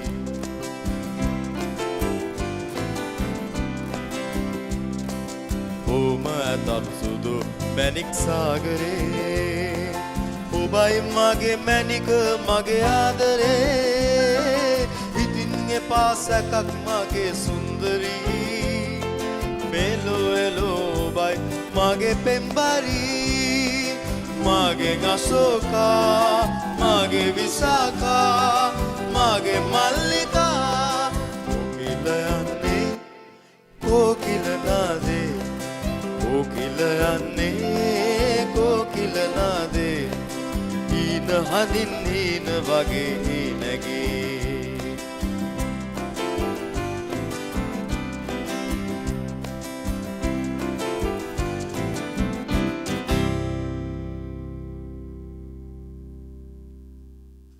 අන්ටයිටල්ඩ් ඉමක් නැති අවකාශයේදී නැවත වතාවක් ඔබ වුණ ගැහෙන්නේ මම කාගෙන්ද මේ ප්‍රශ්නය අහන්නේ සංගීතය කියන්නේ තෙරපි එකක් කියලා නදික ගුරුගේ ලෝකෙ පිළිබඳව කතා කරද්දී ඔය කතාව ඇහෙනවා නිරන්තරයෙන්. එතකොට ඒක පිළිගන්නවද ඒකත් එක්ක ගත්තොතින් ලංකාවේ නිතර ඇහෙන සංගීතය අපි හිතමු බස්වල සංගීතය කියලා අපිට අහන්න සලස්වන සංගීතය තෙරපි එකක් විදිහට ගත්තොතින් අපිට කොහොම බලපානවද? ඔව්. ඔය මියුසික් තෙරපි කියන සංකල්පය සම්බන්ධ ප්‍රධාන ප්‍රවේශයන් දෙකක් ඇමරිකාව සහ බ්‍රිතාන්‍ය මූලිකව සිද්ධ වෙනවා. ඇත්තටම ඒක ඉතාම ඒ කියන්නේ භෞතික විද්‍යාව සහ වෙනත් යාන්ත්‍රික කාරණා ගණිතය වෙන සමාජ විද්‍යාව මේ සංයුක්ත විෂයක්. අපි බොහෝ විට අපේ මියුසික් තෙරපි කියලා අපි කියන්නේ ගීත දාලා එහෙම නැත්නම් මියුසික් දාලා ඒවා රස විඳින ඒක මියුසික් තෙරපිමත් නෙවෙයි. ඒක නිකන් අපි නිකන් පොඩි භ්‍රාන්තියකට නැත්නම් ට්‍රාන්ස් එකකට වගේ යන්න පුළුවන් ගීතයක් අහලා අපි කැමති ගීතයක් අහලා. නමුත් ඒක නෙවෙයි. අර නදීකත් ඉස්සලා කිව්වා ඒ කියන්නේ ඇගේ තියෙන ෆ්‍රීකවන්සි එකට සමපාත වීම කියන එක. ඉස්සෙල්ලා බලන්න ඕනේ ඒ කියන්නේ මේකේ තියෙන අර්බුද කීපයක් තියෙනවා. මේ මියුසික් තෙරපි වල තියෙන අර්බුද කීපයක්. ඒ අර්බුද වලින් එකක් තමයි මේ එකිනෙකාට අනන්‍ය වෙච්ච ආරෝපණ සංඛ්‍යාතමය ස්වභාවයක් තියෙන එකිනෙකාට වෙනස්. ඒකට අපි තුමු නදීකට යම් ආකාරයක සංගීතමය තෙරපි එකක් නැත්නම් සංගීතමය චිකිත්සාවක් දෙනවා නම් අපි ඉස්සෙල්ලා එයාගේ හැබෑ ඒ කියන්නේ එයාගේ මේ හරි තත්ත්වයන් තුල ප්‍රශස්ත තත්ත්වයන් තුල ඔහුගේ මොකද්ද ඒ දනරින ආරෝපණ නැත්නම් ඒ ෆ්‍රීකවන්සි එක මොකද්ද කියලා අපි ඉස්සෙල්ලා හොයා ගන්න ඕනේ. ඒක යාන්ත්‍රික වැඩක්. යන්ත්‍ර සූත්‍ර බොහොමයක් ඕන වැඩක්. ඊට පස්සේ ඒකේ අපගමනය මොකද්ද කියලා බලන්න ඕනේ. ඒකෙන් කොහෙටද ගිහිල්ලා තියෙන්නේ එහෙනම්. එතකොට ඒකට ප්‍රතිචාර දක්වන්න නැත්නම් ඒකට වැඩ කරන්න, ඒක ට්‍රීට් කරන්න නැත්නම් ඒකට මේ ඒක සනීප කරන්න, සුව කරන්න අදාළ වෙන්නේ මොන වගේ ෆ්‍රීකවන්සිස්ද කියලා හොයාගන්න. ඊට පස්සේ ඒක ජනනය කරන්නේ මොන සංගීත භාණ්ඩයෙන්ද? ඒක මොන තාරතාවෙන්ද? මොකද්ද ඒකේ ටයිම් සිග්නේචර් එක? මොකද්ද ඒකේ කී සිග්නේචර් එක? මේක ඉතාම බරපතල වැඩක්. ඉතින් අර සින්දු දාලා තමයි අපි බොහෝ විට ලංකාවේ නම් මියුසික් තෙරපි කියලා කියන්නේ. මම කියනවා අර ඔයාගේ බස් වල එකට මියුසික් තෙරපීම කියලා කියනවා. නෙමෙයි. නෑ ඒක තෙරපීම. තෙරපනවා කියලා අපි කියන්නේ. තෙරපීම. මියුසික් දාලා තෙරපනවා මම. ඒ තෙරපුවාම ඉතින් දන්නවනේ නේද? වෙන සිද්ධ වෙන දේ. දැන් ඒ වගේ තමයි කලාකරුවෙක්ගේ ජීවිතයට තියෙන ඕනේ ගුණාංග ටිකක් තියෙනවා. සංගීතයේ තියෙන ඕනේ ගුණාංග ටිකක් වගේම. පුද්ගලිකව ගත්තාම නදීක ජාවාදන කියන කලාකරුවට සංගීතඥයාට එහෙම නැත්නම් ගායකයාට වාදකයාට තියෙන ගුණාංග මොනවද? කියන්නේ මම හැමතිස්සෙම අවදියෙන් ඉන්නේ. ඒ කියන්නේ ගොඩක් දේවල් මම ටෙක්නොලොජි ගැන පොඩ්ඩක් ෆලෝ කරනවා. ඒ කියන්නේ ලෝකෙ මොනවද වෙන්නේ කියන එක. ඒ වගේ මම විවිධ ශෛලිවල ගීත අහන්න කැමතියි. ඒ කියන්නේ සමහර ඒවා දැනුණත් නොදැනුණත් මම අහන්න පුරුදු වෙලා තියෙනවා.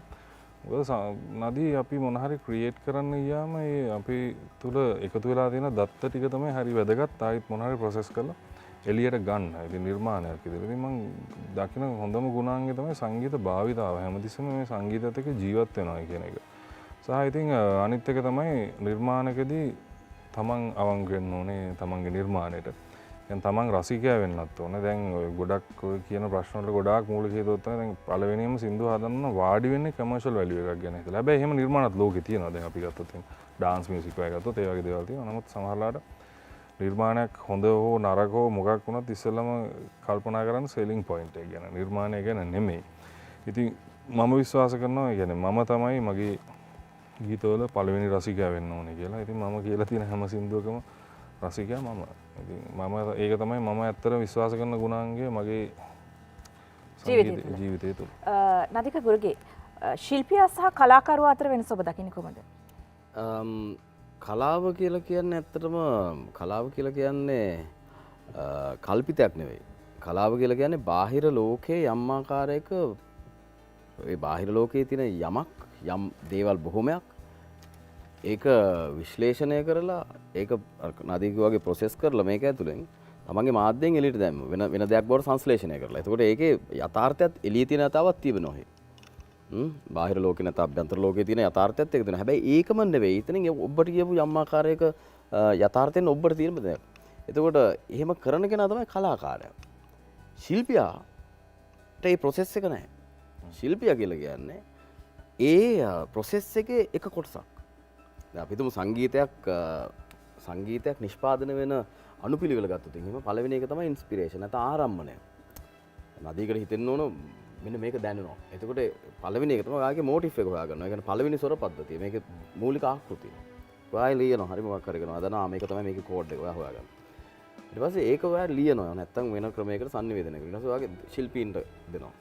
ශිල්පියෝ මේක බලනවා. ශිල්පියෝ මේක බලලා වාදනය කරනවා. එතකොට ශිල්පියා කියලා කියන්නේ මේ ප්‍රොසෙස් එකේ එක්කෙනෙක්. හැබැයි ඒක නිකන් හරියට ඒකම තමයි ඇත්තට වෙන නිදර්ශන අවශ්‍යත් නැහැ.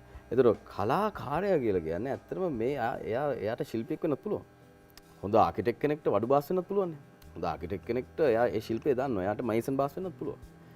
හැබැයි ඒ ගඩොල් තියලා හරියට තියෙන කෙනා ශිල්පියා. එයත් ඒකට අත්‍යවශ්‍ය සංගර. ලංකාවේ වැඩිපුර ඉන්නේ ශිල්පියෝද කලාකරුවෝද? උත්තරේ නම ප්‍රශ්න ගුරුගේ අදහස මොකක්ද? අපි ගණනය කරලා බලමු. ඇයි උත්තර දෙන්න අමාරු? මෙහෙමයි. ශිල්පය පවතින ශිල්පීන් තුල. මොකද ලෝකෙ ගත්තොත් එහෙම වාද්‍ය ශිල්පීන් කියලා කියන්නේ අපි විශේෂයෙන් බටහිර සහ පෙරදිග දෙකේම සහ අග්නිදිග ආසියාව, චීනය, ජපානය, ඉන්දියාව සහ යුරෝපය මේ වැඩවසම් යුගයේ ඉඳලම ශිල්පියා කියලා කියන්නේ ඉතාම ප්‍රබල චරිතයක්. සහ අපි ගත්තොත් එහෙම පැරණි සංස්කෘතිය තුලත් අපේ මේවා සාහිත්‍යය ආගමික සාහිත්‍යය තුලත් ඒ ශිල්පීන්ට දෙන තැන ඒගොල්ලෝ දිව්‍ය ලෝකේ ඉන්නේ. ගත්තොත් එහෙම බුද්ධිල මූසිල කතන්දරේ ගත්තත් ඒක දෙවියන්ට සම්බන්ධ කරලා මම කියනවා මිත්‍යාවක් තමයි. නමුත් ඒ යම් ආකාරයක පස්සේ දූරාවලියේදී ශිල්පියා කියන එක කුල දූරාවලියේ පහළට වැටුණා. වැඩවසම් යුගය ඇතුළේම. හැබැයි ශිල්පීයත්වය පවතීම කියන එක අත්‍යවශ්‍ය සාධකයක්. අත්‍යවශ්‍ය සංඝටකයක්. අපි හිතමු ඔවුන් ඒකට ගත කරන කාලය, ඒ ශිල්පීය ප්‍රාගුණ්‍ය හදා ගැනීම සඳහා ගත කරන කාලය. දැන් අපි හිතමු අපි තරුණ කාලේ මම හිතනවා අපි ගිටාරුවත් එක්කම ජීවත් වුණා. ඒක අවතස්සේරුවට ලක් කරන්න බැහැ කියලායි ඔබේ අදහස. පරිකල්පනය සේම ශිල්පීයත්වයත් ඉතාමත් වැදගත්. අත්‍යවශ්‍යම දැන් ගොඩාක් කම්පෝසර්ස්ලා ලෝකේ ඉන්න කම්පෝසර්ස්ලා ගොඩාක් කම්පෝසර්ස්ලා වාදකයෝ තමයි. ඒ කම්පෝසර් කෙනෙක් වෙන්න ඉගෙන ගන්න ඒ ශික්ෂණය ලබා ගන්න පාරේදී ඔහු අනිවාර්යයෙන්ම ඔහුගේ සංගීත භාණ්ඩය හරහා තමයි ඒක කරන්නේ. ඒතර ඒක විධිමත් ක්‍රමය වෙන්න පුළුවන්, නොවිධිමත් ක්‍රමය වෙන්න පුළුවන්. අපි ගත්තොත් එහෙම ලෝකේ ඉන්න සංගීත කණ්ඩායම් බොහෝමයක් ඒගොල්ලෝ සංගීතයේ PhD කරපු අය නෙවෙයි. නමුත් එහෙම අයත් ඉන්නවා. හැබැයි ඔවුන් ශිල්පීයත්වය තුළ කලාව නැවත ප්‍රතිනිර්මාණය කර ගන්නවා. ඉතින් එහෙම පැති දෙක තුනක් තියෙනවා. ශිල්පීන් කියන වැත්තගත්ම සත්ව අපි විශ්වාස කරනවා පරිකල්පනයත් ශිල්පීයත්වයත් මේ ගීතය තුළ මනාව තැන්පත් වෙලා තිබෙනවා කියලා.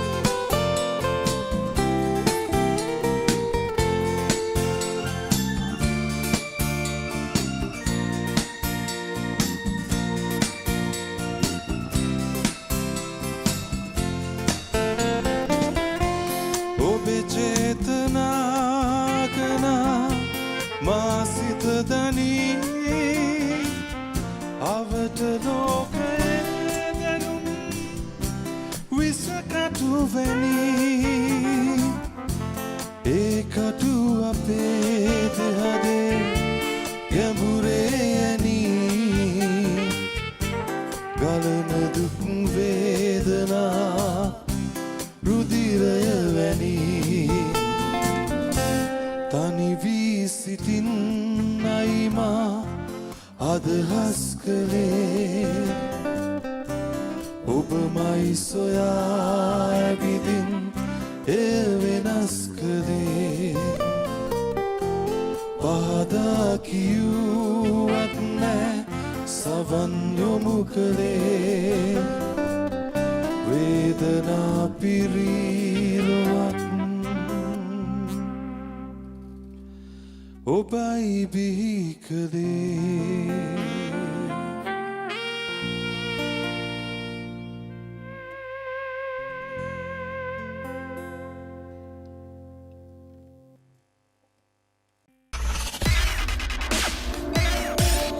Untitled ඉමක් නැති අවකාශය. නැවතත් අන්ටයිටල්ඩ් ඉමක් නැති අවකාශය සමගින් නාදීක දෙපළ අද දෙන උත්තර ටික තමයි මේ බලන්න යන්නේ. මෙහෙම ඇහුවොත් නාදීක ගුරුගේ කියන්නේ කවුද? මට මතක් වුණා මම ඊයේ මම ආපහු මගේ ලැප්ටෝපුව දිගෑරලා බලනකොට ඉතාම පැරණි රූපවාහිනී වැඩසටහනක් තිබුණා මීට අවුරුදු 22කට 23කට උඩදී. ඉතාම තරුණ කොළු ගැටෙක් තමන්ගේ පළවෙනි රූපවාහිනී වැඩසටහන පෙළී සිටින මේ අවස්ථාව දර්ශනයක්. මම ඒක බලාගෙන හිටියට කියලා ඒ ප්‍රශ්නෙත් ඕනෝකින්ද පටන් ගන්න. ඔබ කවුද? ඒ තරුණයා දෙනවා ඉතාම සිත් ගන්නවසුළු උත්තරයක්. එයාටවත් තේරෙන්නේ නැති උත්තරයක්. ඒක අදට දෙන්න පුළුවන්ද? මම කිව්වා එයාටවත් තේරෙන්නේ නැති උත්තරයක්. මම බලන්න ඉන්නේ. දැන් අද තේරෙනවද? අද තේරෙනවානේ. දැන් ඇත්තටම මට දැන් හිතන දේ ඉතින් ඇත්තටම කවුද මම? ගොඩක් නේද? චරිත ගොඩක්. එක වෙලාවකට සමාජීය මම වෙන්න වෙනවා. මට සමාජීය චරිතයක් වෙන්න වෙනවා. එහෙම නැත්නම් සමාජයේ විසින් මම ප්‍රක්ෂේපණය කරතයි බලාපොරොත්තු වෙන චරිතය වෙන්න වෙනවා. ඒ නැති වෙලාවට මට මගේ තුල ඉන්න චරිතය වෙන්න පුළුවන්. ඔය ඇත්තටම මේකට උත්තර දෙන්න අමාරුයි කියලා මම දන්නවා. සද්භාවීය ප්‍රශ්නයක් නේ මේක. ඔන්ටොලොජිකල් ක්වෙස්චන් එක. හැබැයි මම අහනවා. නාදික ජයවර්ධන කියන්නේ කවුද? නදීක ජයවර්ධන කියන්නේ නදීක ජයවර්ධන හදාගත්ත කෝෂයක් තුළ ජීවත් වෙන පුද්ගලයෙක්. සංගීතය කියන්නේ ඔබේ දැනුමට අනුව මොකක්ද? සංගීතය කියන්නේ සංගීතය හැර අනිකුත් සියලුම දේ.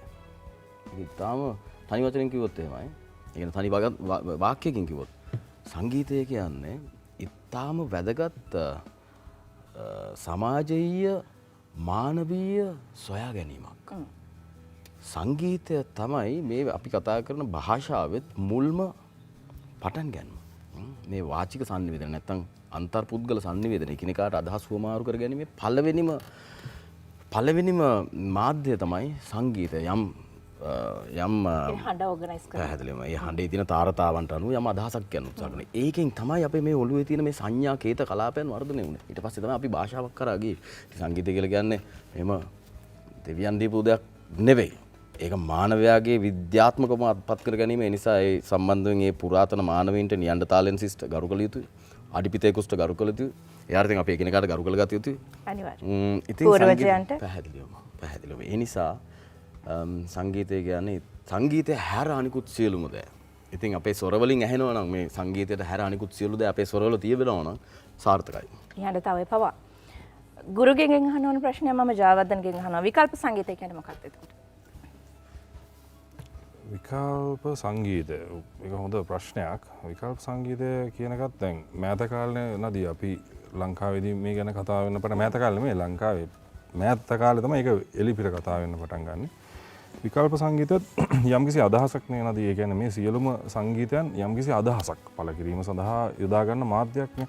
ඒතර මේ විකල්ප සංගීතය ඇතුලේ කතා කරන මාතෘකා සහ අනිත් දේවල් අතර වෙනසක් තියෙනවා. නමුත් විකල්ප සංගීතය මම හිතන්නේ සමාජයේ තියෙන ප්‍රශ්න කෙලින්ම කතා කරනවා කියලා. ඉතින් එතනදී සමාජීය වශයෙන් තියෙන දේශපාලනික පසුබිම් මේ වගේ දේවල් ඇතුලේ වැදගත් දේවල් ගොඩක් වෙලාට විකල්ප සංගීතය ඇතුලේ තමයි කතා වෙන්නේ කියන එක තමයි මගේ විශ්වාසය. ඒ කියන්නේ අපි එදිනදා ජීවිතයේ දේවල් ටික ඉතුරු සංගීතයේ ඇතුලේ කතා වෙනවානේ. නමුත් මේ තියෙන ප්‍රශ්න විසඳෙන්න ඕන තැන් මේ සමාජය යන්න ඕන තැන් තීරණය කරන තැන් ඍජුවම කතා කරන තැන තමයි විකල්ප සංගීතය කියලා තමයි මගේ විශ්වාසය. ඒකත් එක්ක මම මේ නදික ගුරුගෙන් අහන්නම් විකල්ප කියනකට මේ දවස්වල සමාජ දේශපාලනය තුළ විශාල ප්‍රතික්ෂේප වීමක් තියෙනවා.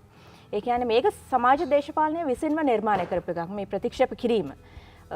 සමහරක් වෙලාවට ඒගොල්ලන්ට තර්ජනයක් නිසා වෙන්නත් පුළුවන්. මම දන්නේ නැහැ. ඔබ මොකද හිතන්නේ? ඊට කලින් අපි මේ විකල්ප ධාරාව කුමක්ද කියන එක ගැන නදීක ගෙනාපු ප්‍රවේශය පොඩ්ඩක් පැහැදිලි කරමු. නදීක හරියට මේක ග්‍රහණය කළා. හැබැයි ඒකේ තවත් පාර්ශ්වයක් තියෙනවා. ඒක තමයි දැන් උදාහරණයක් විදිහට අපි හිතනවානේ විකල්පයක් කියන ප්‍රධාන යම් ධාරාවකට තියෙන තැන හැදෙන එක පරිබාහිරව තිබෙන දෙයක්. ඊට ස්වාධීනව සහ යම් අන්තර් සම්බන්ධතාවයක් සහිතව පවා එක්ක ගැටුමක් එක්ක නැත්නම් වෙනත් යෝජනාවක් සමගින්. එතකොට ප්‍රධාන ධාරාව විසින් ඇති කරන බලපෑමට වෙනස් බලපෑමක් නැත්නම් ඊට වඩා හොඳ බලපෑමක් නරක බලපෑමක් ඕනෑම ආකාරයක බලපෑමක්. ඒක තීන්දුව වෙන්නේ ප්‍රධාන ධාරාව ඇති කරන්නේ කවර මේ ආසාදනයක් නැත්නම් කවර බලපෑමක්ද කියන එක මත. අපි තුමු සංගීත ශෛලීන් ගත්තොත් එහෙම අපි ගෙන ආපු ශෛලිය විකල්ප ධාරාව. ඔව් මට ඒක කිව්වෙන් පස්සේ ආයි නැවත එකතු කරන්න හිතුවා. ඔබ හොඳයි ඒක එකතු කරා. ඒක තමයි. එතකොට මේ ගිතාරු මූලික සංගීතය නැවත නදීක මම මේගොල්ලෝ විශේෂම ලංකාවේ 70 දශකයේ ඉඳලා ආපු මේ පොප් කල්චර් එකේ පොප් සංස්කෘතිය එන්නේ ජනප්‍රිය සංස්කෘතිය එන්නේ ප්‍රධාන අධිපතිවාදී සංගීත සංස්කෘතියට යම් ආකාරයක විකල්පයක් හැටියට. හැබැයි ඒක පිටිපස්සේ ප්‍රාග්ධනය තිබෙනවා. දැන් මුදුම ක්ලැරන්ස් විජේවර්ධන කණ්ඩායම් සංගීතකාරයෝ මේ ජනප්‍රිය කියන ධාරාව හදන්නේ ප්‍රාග්ධනය විසින්.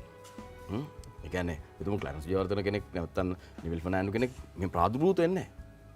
ඒවල ප්‍රාග්ධන යෝජකයින් විසින් ඔවුන්ව සොයාගනු ලබනවා. ඊට පස්සේ ප්‍රාග්ධනය විසින් ඔවුන් පිටපත් කරලා බහුගුණ කරලා විකුණනවා. බහුගුණියත්වය. එතකොට අන්න ඒක යම් ආකාරයකට අර ප්‍රධාන ධාරාවේ අධිපතිවාදී කලා සම්ප්‍රදායට යෝජනාවක් ඉදිරිපත් කළා. ඊට වඩා වෙනස් යෝජනාවක්, ඊට වඩා වෙනස් මට්ටමකින්. දැන් අපි හිතන නරකයි ඒක ඊටාම ඒ කියන්නේ ඒක ඊටාම විකල්ප එකක් කියලා. මොකද ඒ කාලේ තිබුණේ තැටි වාදනය කරන යන්ත්‍ර EPLP තැටි වාදන කරන යන්ත්‍ර තිබුණේ එහෙමත් කෙනෙක්ට. ඒතකොට ඒක හුදී ජනතාවට කියපු ජනප්‍රිය ඒක ජනප්‍රියම නෙවෙයි. ඒක තිබිච්ච එකක්. එතකොට ඒ හුදී ජනයාගේ රසවින්දනය කියන එක හැදෙන්නේ මොකද්ද සිනමාවෙන්. රේඩියෝත් තියෙන 80 දශකේ රේඩියෝ තියෙන එක මම කියන්නේ පවුල් කීපයකට එකක් බැගින්. ඔව් ඒ ලංකාවේ. එතකොට ලංකාවේ. එතකොට සිනමාව තමයි තිබුණ තැන සත පහක් දිලා පම්පූරියට කියන්නේ සත පහක් දිලා අපි ගැලරිය චිත්‍රපට බලමු කියලා. එතකොට ඒගොල්ලන්ගේ රසවින්දනය සකස් කළේ සිනමාවෙන් ගියපු අර චිත්‍රපට ගීත වලින්. එතකොට විකල්පේ බවට වතුර එන්නේ. එතකොට ඒක විකල්පය කියන්නේ ගුණාත්මක වශයෙන් ඉහළම එකක්වත් නෙවෙයි. ඒකයි මම කියන්නේ. ඒක ප්‍රධාන ධාරාව කුමක්ද? ආධිපත්‍යයේ තිබෙන කාරුන් මතද? ඒ කියන්නේ නිකමට බැලුවොත් එහෙම දැන් අපි අපේ රසවින්දනය ගැන අපි පාරම්බෑමේදී දෙවරක් සිතා බැලුවා යුතු. අපි කියන්නේ අපිට බයිලත් අහන්න පුළුවන් මේවත් අහන්න පුළුවන් මේක ඕන එකක් අපිට දැනනවා. ඒක ඉතා අවිද්‍යාත්මකයි. සමාජ විද්‍යාත්මකව ඉතා අවිද්‍යාත්මකයි. ඒ කියන්නේ අපිට දීපු එක තමයි අපි භක්ෂණය කළේ. අපිට තියෙන පොල් සම්බෝලය බතු විතර නම් අපි ඒක කනවා. අපි හිතනවා මේක තමයි ලෝකේ තියෙන හොඳම කෑම කියලා. මොකද අපිට තේරෙන්නේ නැහැ ඊට වඩා හොඳ කෑම තියෙනවා. ඒ රස අපේ රසාංකුර වලට දැනෙන්නේ මක් නිසාද අපි ඒක භුක්ති විඳලා නැති නිසා. ඒක භුක්ති විඳින අයිතිය අපිට නොතිබ්බ නිසා. ඒකේ අයිතිය තිබුණේ අපගේ වගේ ලිට් එක. එතකොට විකල්පයක් හැමෝටම සංගීත පමණ නෙවෙයි ඉතින්. පැහැදිලිව හැමදේම හැම ආර්ට් එකක්. පැහැදිලිව. ඒක සහ දේශපාලන. හුදී ජනයන්ට දේශපාලනය ආවේ 50න් පස්සේ 50 නෙවෙයි සමාවෙන්න 69න් පස්සේ. නැත්නම් කෙනෙක් හිතන්නේ ඉඳිනවා මේ 50න් පස්සේ ගම 56 කතන්දර නෑ. හුදී ජනයෝ දේශපාලනයට ඇත්තටම හුදී ජනයාට දේශපාලනය සම්බන්ධව අයිතියක් තිබුණා කියලා තීන්දුව ගත්තේ තරුණයෝ එකතු වෙලා 969න් පස්සේ. එතකන් ඒක එලිට් එකේ වැඩක්. දැන් වෙනකොට ඒක පවුල් බලහුව මාරුවක්. හදනවා දැන් වෙනකොට ඒක ලුම්පන් ප්‍රොලිටේරියට් එක නැත්නම් ලුම්පන් ප්‍රොලිටේරියට් නෙමෙයි අතන. ලුම්පන් වෙළඳ සමාජය දක්වා ගිහිල්ලා තියෙනවා. ඒ කියන්නේ අවරසික වෙළඳ පැලැන්තිය දක්වා. පොලිටික්ස් අර එලිට් එකේ ඉඳලා මෙතන. ඉතින් කෙසේ වෙතත් පාර්ලිමේන්තුව ආක්‍රමණය කළා තියෙනවා. පැහැදිලිවම. එතකොට අපි ගත්තොත් එහෙම මේ විකල්පය කියන එක දැන් අධික කිව්වොත් වගේ අපි හිතමු ලංකාවේ එහෙම හාදුව හිටියා. ඒ කියන්නේ තමන්ගේ සාහිත්‍යයෙන් තමන්ගේ ගීත වලින් ඒ කියන්නේ සංගීතයෙන් නෙවෙයි අපි හිතමු සංගීතය යෝජනා කළේ අධිපතිවාදීකම තමයි. අපි හිතමුකෝ ලිලිතලන් නුඹේ අතර රන්මුදු ගොර හැදෙද දෝනේ කියලා රත්නශ්‍රී විජේසිංහ ලිව්වහම ඔහු ඒ වෙලාවේ ඇත්තටම ඒ ශ්‍රම සම්බන්ධතාවය ඒ වෙනකොට අහෝසි වෙලා ඉවරයි. ඒ පැරණි නිෂ්පාදන සම්බන්ධතාව කියන. නමුත් ඒ වෙනකොට සමාජය වෙනස් වෙලා ඒ ලෙලිතරණ කර්මාන්ත අපිට නමුත් ඒ ශේෂ වෙච්ච යමකින් ඔහු ඒක ගෙනාවා. ඊට පස්සේ ඒක කපුගේ සංගීතඥයා සහ ගායකයා ඔහු ඒක නිර්මාණය කරලා ගායනා කරා. ඒක සංගීතමය පාර්ශවයේ විකල්ප එකක් නෙවෙයි. ඒක සංගීතමය පාර්ශවයේ ප්‍රභු අධිපතිවාදී සංගීතය. හැබැයි සාහිත්‍ය විකල්ප සාහිත්‍ය. ඉතින් මේක ඇත්තටම ඒක ටිකක් ඔයක මම හිතනවා නදීගේ ප්‍රශ්නේ මතම බේසලා දුන්න මේ නෑ, පැහැදිලි. වෙලාවපදින තත්ත්වෙ පිළිබඳව. නදී ඒක- නමුත් ඉතින් හැමදේම බැලුවම ඉතිහාසෙ ගොඩක් විකල්ප කියන්නේ විකල්ප සංගීත දේශපාලනය පමණක් නෙවෙයි වෙන දේවලුත් ඒ කියන්නේ හැඩතල ඇතුලේ සාහිත්‍ය ඇතුලේ ඒ දේවල් ඇතුලේ වෙලා අනිත් විකල්ප මේන් ස්ට්‍රීම් එක නෝනේ. ඔව්. ඕ අපිට පස්සේ කාලෙක ජනප්‍රිය වුණා. අපිට වෙච්ච දේ. ඒක තමයි මම අහන්නේ යෝදෙන විකල්පද කියලා අතට. මොකද්ද වෙලා තියෙන්නේ? තුෂ්ණිම් භූතන. මෙමයි. අපි හැමටම අපි යෝජනා කරන දේවල් සංගීතමය වශයෙන් යෝජනා කරන දේවල් ඒවා ප්‍රධාන ධාරාවේ දේවල් නෙවෙයි. ඒ අර්ථයෙන් ගත්තොත් අපි විකල්ප. නමුත් විකල්ප යමක් යෝජනා කරනවා. හැබැයි එහෙම කියන්න පුළුවන්.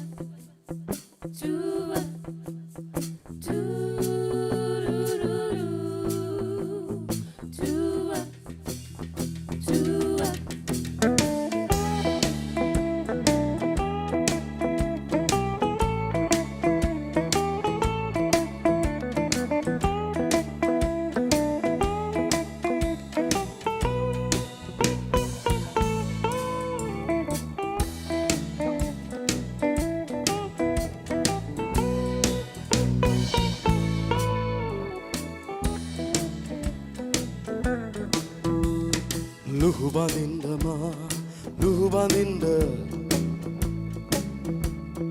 අවිතුඩකට බෑ මතකයම සන්ද ලුහුබඳින්දමා ලුහුබඳින්ද අවිතුඩකට බෑ මතකයම සන්ද අවිතුඩකට බෑ මතකයම සන්ද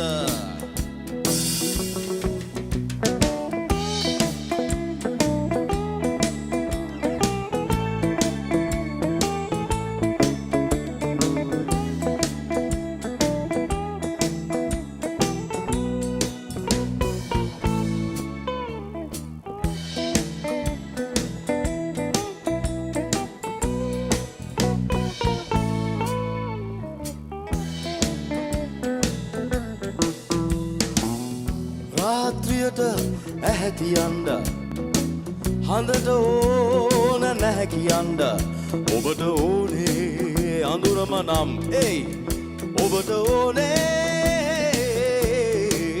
අඳුරම නම් හඳට ඉලක්ක අරන් වෙඩි තියන්න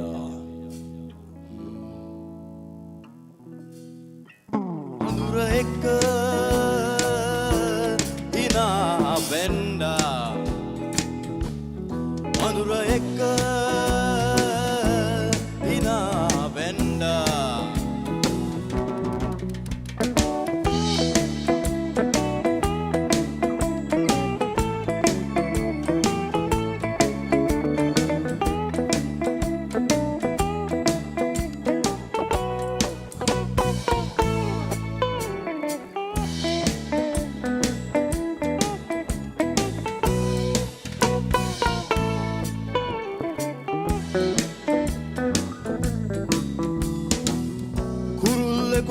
පියාමන්ඩ ඕන වෙයිද කියා දෙන්න ඔබට ඕනේ මරණය නම් එයි ඔබට ඕනේ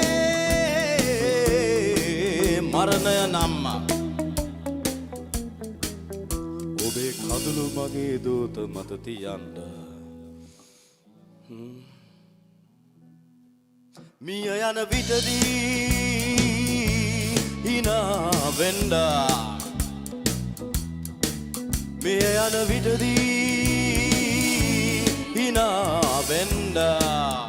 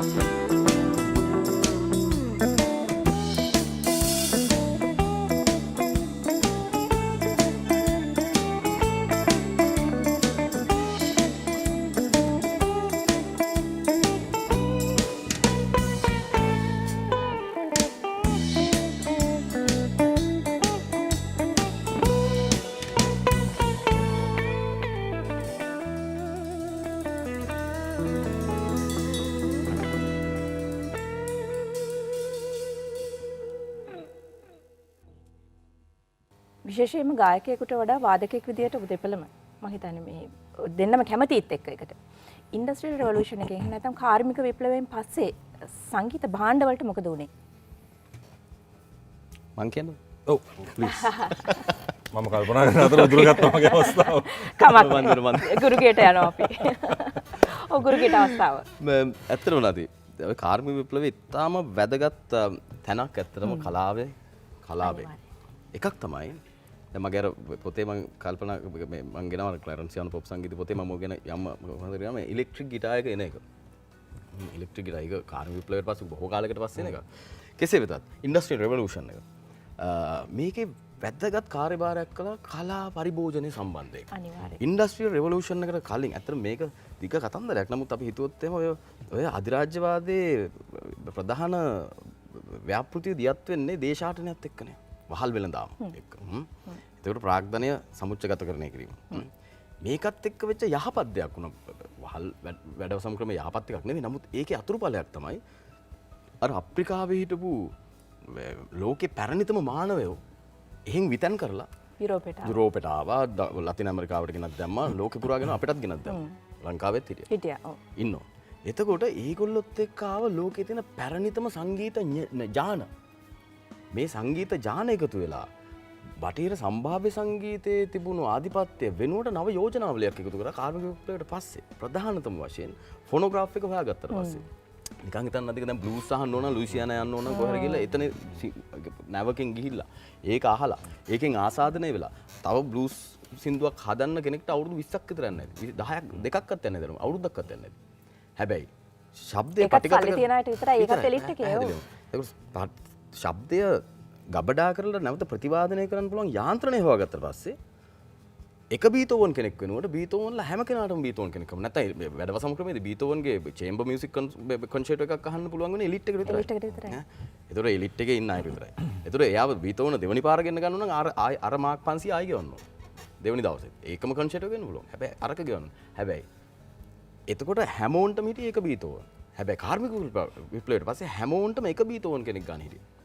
හැම ගෙදරකටම ආවා. පැහැදිලිව. දැන් අපිට පාන් බක්කරෙත් අපිට බීතෝවන් එකෙන් තමයි ෆොරෙලීසා මේ සංගීතෙන් ගෙන දෙන්නේ. නමුත් මම කියන්නේ ඒකෙත් ඇත්තටම මුල් යුගයේදී දැන් ලංකාවේ ග්‍රැමෆෝන් එක ගත්තොත් එහෙම ඉස්සෙල්ලාම ග්‍රැමෆෝන් 1900 දී වගේ ග්‍රැමෆෝන් එක එනකොට ඒකේ ඒ විශේෂම දොන් කරෝලිත් සමාගම තමයි ග්‍රැමෆෝන් ගෙන්නවා කියන්නේ අනගාරික දන්පන්තුමාගේ පියාගේ සමාගම.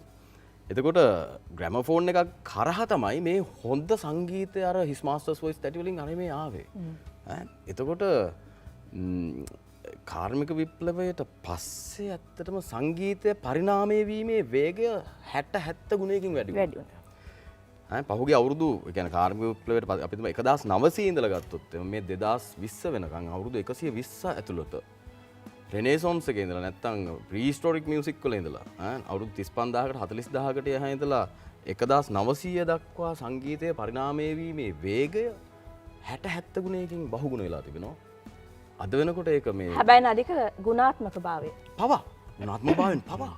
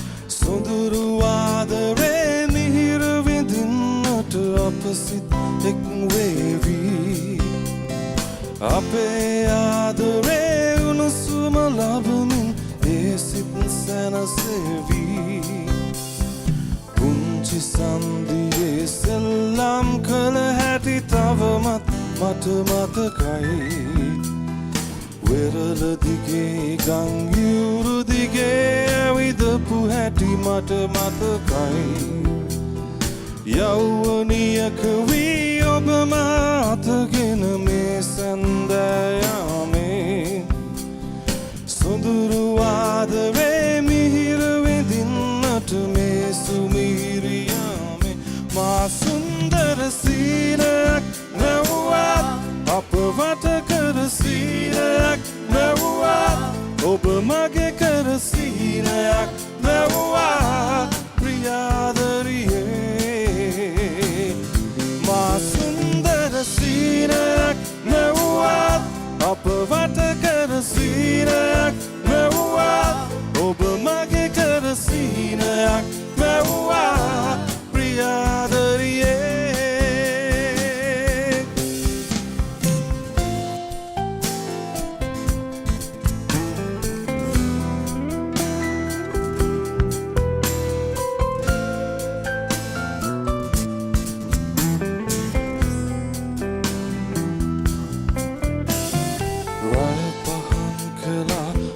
ගැන සිතමින් මාදමතුවෙන්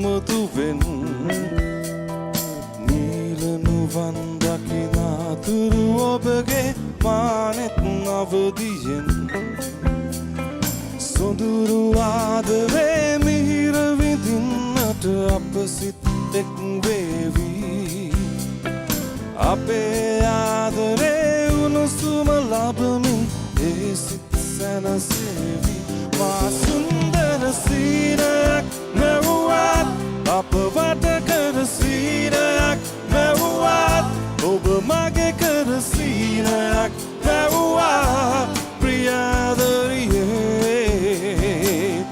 මා සුන්දර සීනයක් මැව්වත් අප වට කර සීනයක් මැව්වත් ඔබ මගේ කර සීනයක් මැව්වා ප්‍රියාදරියේ මා සුන්දර සීනයක් මැව්වා අප වට කර සීනයක් මැව්වා ඔබ මගේ කර සීනයක් මැව්වා ප්‍රියාදරියේ මා සුන්දර සීනයක් මැව්වා අප වට කර සීනයක් මැව්වා ඔබ මගේ කර සීනයක් මැව්වා ප්‍රියාදරියේ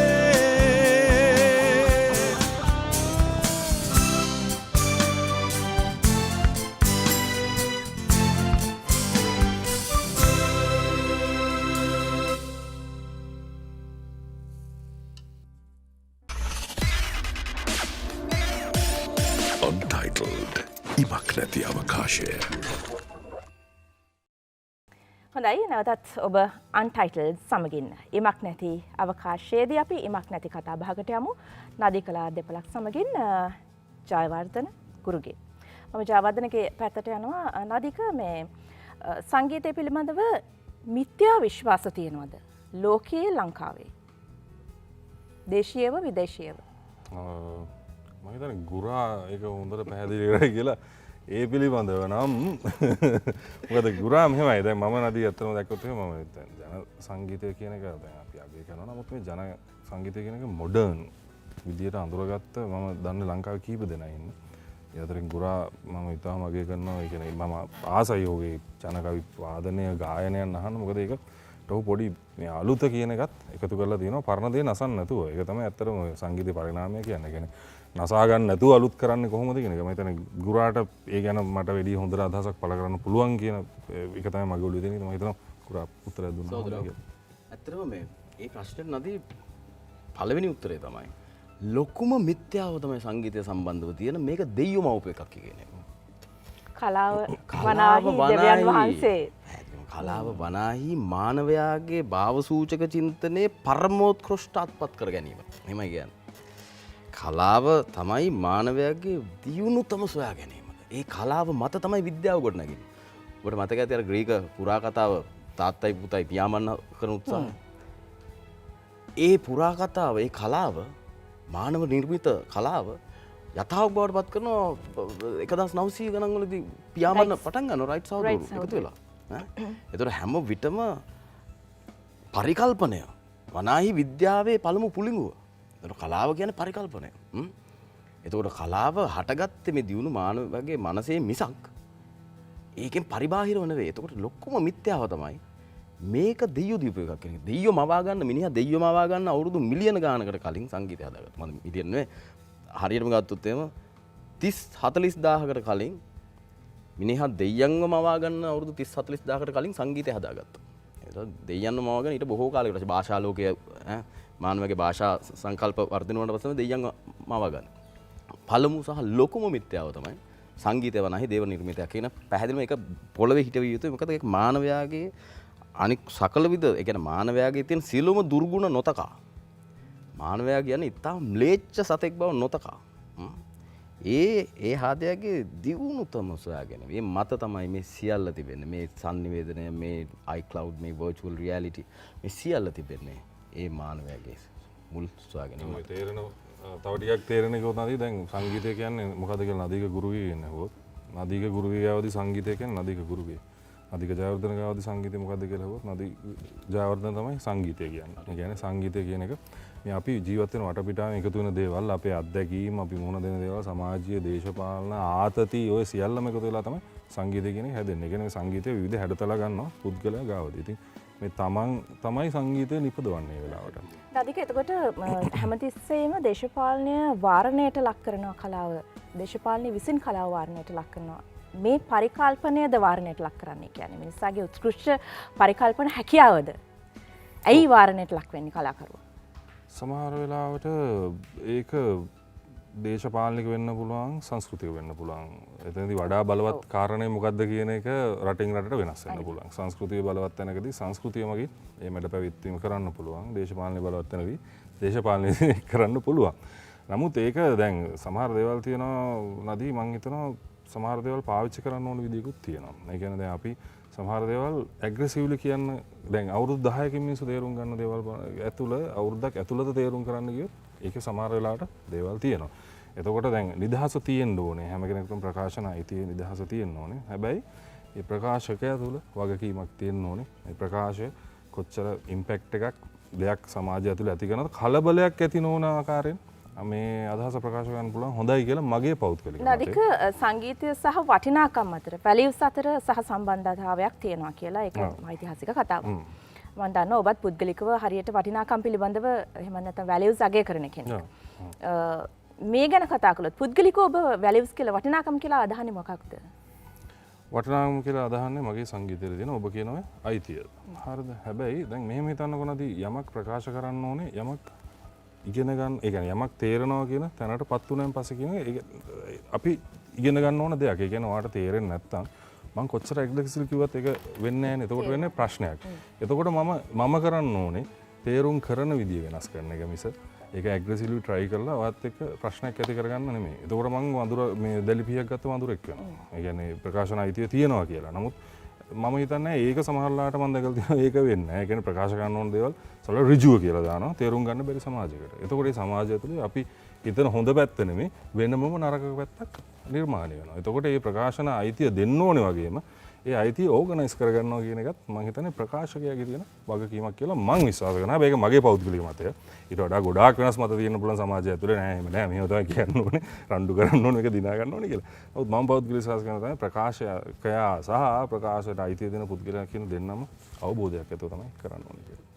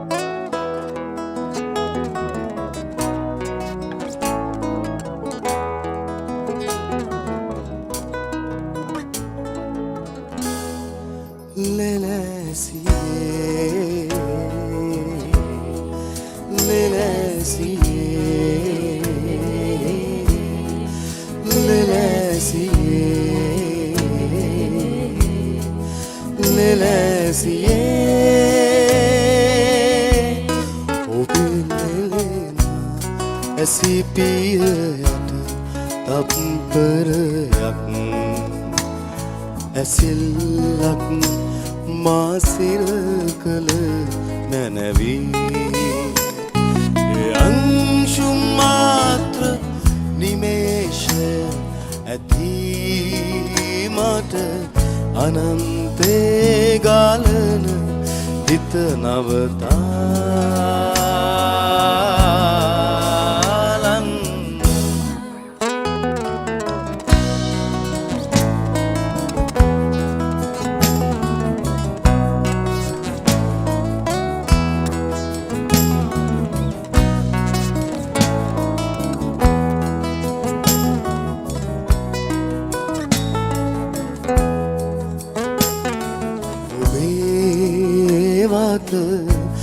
මඩලේ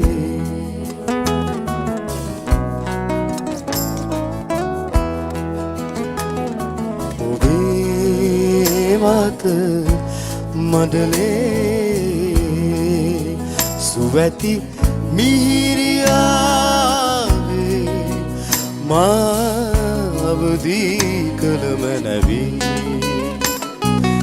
අංශු මාත්‍ර නිමේෂ ඇති මට අනන්තේ ගාලන හිත නවතාලන්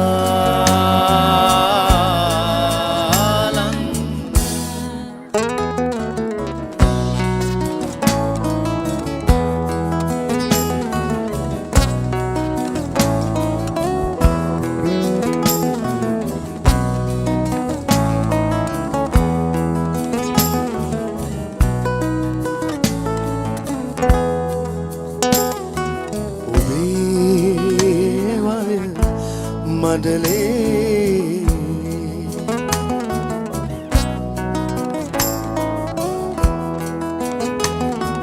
ඔබේ ලන මඩලේ ගුප්ත නිහැනියාවේ මාවදී කළ මැනවී අංශු මාත්‍ර නිමේෂ ඇති මට අනන්තේ ගාලන හිත නවතාලන්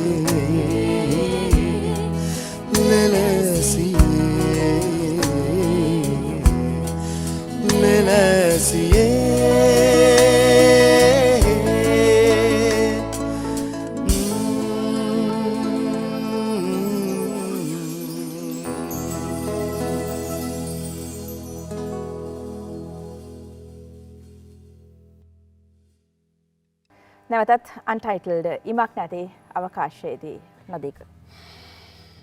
ඔබ ඉන්නේ කොළඹ කේන්ද්‍රීයව ඔබ විශ්වාස කරනවාද පරිදිය ඔබව ග්‍රහණය කරගෙන තියෙනවා ඔබව ස්පර්ශ කරලා තියෙනවා ඔබ පරිදිය ස්පර්ශ කරලා තියෙනවා කියලා?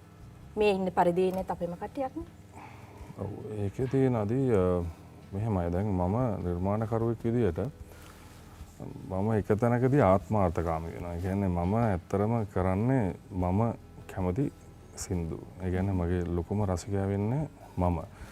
එතකොට මේක යන තැන පිළිබඳ ටාගට් එකක් අපිට කවදාවත් තිබ්බේ නෑ ගුරා ඇත්තටම. දැන් ඔබ කියන ප්‍රාග්ධන වෙළඳපොළ පිළිබඳ අපිට අවබෝධයක් තිබ්බනම් අපි සංගීතය කරන කාලේ නදී. ඒ කියන්නේ මේක කර්මාන්තයක් මේක ඉන්ඩස්ට්‍රි එකක් කියන එක. දැන් අපි සංගීතයට ඇලුම් කළා පමණක්ම කාලයක් තිබ්බනේ ගුරා. එතකොට අපි මේකේ ජීවත් වීම සහ ඒ දේවල් ගැන හිතුවේ නෑනේ. එතකොට මේ නිර්මාණ නදී අපි කරලා තියෙන අපි විඳින නිර්මාණ. මේ අපි හම්බ වෙන 4-5 දෙනෙක් රස විඳින අපි බැන ගන්න මේක හොඳ නෑ කියලා මේක හොඳයි කියලා බදා ගන්න. එහෙම තැනක තමයි මේක වෙලා තියෙන්නේ. එතකොට මම කොච්චර දුරට ඒක ස්පර්ශ කරලා තියෙනවද කියන එක ගැන මට අදහසක් දෙන්නේ ඔය අපි එකතු වෙලාම කරන කොන්සර්ට් එකකදී තමයි හේතුව. එතකොට අපි වෙනුවෙන් වෙන් වෙච්ච කුලකයක් ඉන්නවා. ඇවිල්ලා අපිව බලන්න. එතනදී මට හිතෙනවා මේ අපි කරපු දේවල් වල සමහර සාර්ථකත්වයක් තියෙනවා. නමුත් සමහරලාට ගොඩක් මං හිතනවා මාසෙක ඇතුලේ ඒ සාර්ථකත්වය අපි තුල නැහැ. නමුත් දැන් ගුරා වුණත් ඔබ මාසෙක විතර යන්නේ ඔබේ සංගීතයෙන් නෙමෙයිනේ ගුරා. ඇත්තටම ඒ කියන්නේ දැන් නදීක ගුරුගේව දන්න කෙනෙක් ඇවිල්ලා කතා කරන කෙනෙක්ට කිව්වොත් නදීක ගුරුගේ සින්දු 4ක් නම් කියන්න කියලා. මං හිතන්නේ ඒක කරයි කියලා කවුරුද? ඔව් දැන් මමවත් දැකලා නෑ මම කියන්නේ මට වෙනවා. දැන් මම දැකලා තිනවා දැන් ගොඩක් මට ඒ කියන්නේ මගෙන් ගොඩක් කරාට මට අවස්ථාව තියෙනවා දැක්කම ෆොටෝග්‍රැෆර් කෙනෙක් නේද හොඳට දැකලා තිනවා. ඒ වගේ කියලා ඒ කියන්නේ අනන්‍යතාව ප්‍රශ්නයක් තියෙනවා. ඒතකොට අපි මේක කොච්චර දුරට ස්පර්ශ කරාද කියන ප්‍රශ්න තියෙනවා. නමුත් සමහර විශේෂ අවස්ථාවල ඒක එහෙම වෙලා තියෙනවා කියලා හිතන තැනුත් ඔව් ඇත්තටම නදීකගේ කතාව මට සිහි කැඳවන්නේ ඔය පරිදියේ තිබෙන්නේ ඇත්තටම ඒ පරිදිය සහ කේන්ද්‍රය අතර සම්බන්ධතාවය භූගෝලීය වශයෙන් තිබුණාට ගෝලීය පරිමාණයෙන් ඒක බිඳ වැටිලා බොහෝ කල් මම නිතර කියන උද්ෘතයක් තමයි රුපියල් 49කින් ජනමත හදන්න පුළුවන්. රුපියල් 49 වුණේ. දත්ත කාඩ් පතක් රුපියල් 49ක. එතකොට එහෙම හැකියාවක් එහෙම විභවයක් තියාගෙන භූගෝලීය පරිදිය ස්පර්ශ කිරීමට මම කියන්නේ ඒක අර්බුදයක් නෙවෙයි. මට මතකයි. නදීක මම කසුන් සහ ඉන්ද්‍රචාප 4 දෙනාගේ කොන්සර්ට්ුවක් තිබුණා ගාල්ලේ. අපි 4 දෙනා හොඳටම සතුටින් භුක්ති විඳ කොන්සර්ට්ුව එක. ඒක නිකම් හීනයක් වගේ කියන්න පුළුවන්. ඉතාම හෘදයාංගම මේ කණ්ඩායමක් ඇවිල්ලා හිට මුළු ශාලාවම පිරීලා ඉතිරලා තිබුණා. අපි 4 දෙනා අපේම ලෝකයකට ගිහිල්ලා මට මතකයි ඒක හරි ලස්සන සිද්ධියක් වුණා.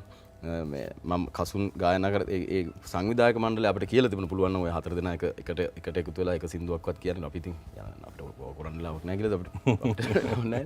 ඉතින් අපි වැඩේ අතහැරලා හිටියේ. ඉතින් කසුන් ගිහලා සින්දුව කියනකොට මමයි නදීකයි ඉන්ද්‍රජාපය 3 දෙනා වේදිකාව පිටිපස්සේ කෙළවරක යම් පානයක් ගනිමින් තාම හොඳ මනෝභාවයක මේ ලස්සන සින්දුවක් අහමින් අපිට හොඳට ඇහෙනවා. කසුන්ගේ ගායනාව අහමින් හොඳ මනෝභාවය ඉන්නකොට මගේ ඉන්ද්‍රචාපගේ ඇස් දෙක එකවරම එකිනෙක ගැටුණා. ඊට පස්සේ අපි දෙන්නගේ මොළොට උඹ හිතන්නේත් මම හිතන එක නේද කියලා දෙන්නම හැරිලා ගියා වේදිකාවට. ගිහිල්ලා දැන් කසුන් ඇස් දෙක වහගෙන ගායනා කරනවා. අධිකත්තාව. පස්සේ කසුන් ඇස් අරනකොට අපි තුන් දෙනාම හාමනයිස් කරනවා. 4 දෙනාම ගීතේ. ඊට පස්සේ කවුරුත් අහිං වුණා මුළු කොන්සර්ට් එකම මේ විදිහට ගියේ. ඉතින් ඒ වගේ දේවල් ඇත්තටම මේ කියන්නේ හෘදේ වස්තුව ස්පර්ශ කරන දේවල් තිබෙනවා ඉඳ හිට හෝ. හොඳයි. අපි බලමු හෘදේ වස්තුව ස්පර්ශ කරන්න පුළුවන්ද කියලා මේ ගීතයට.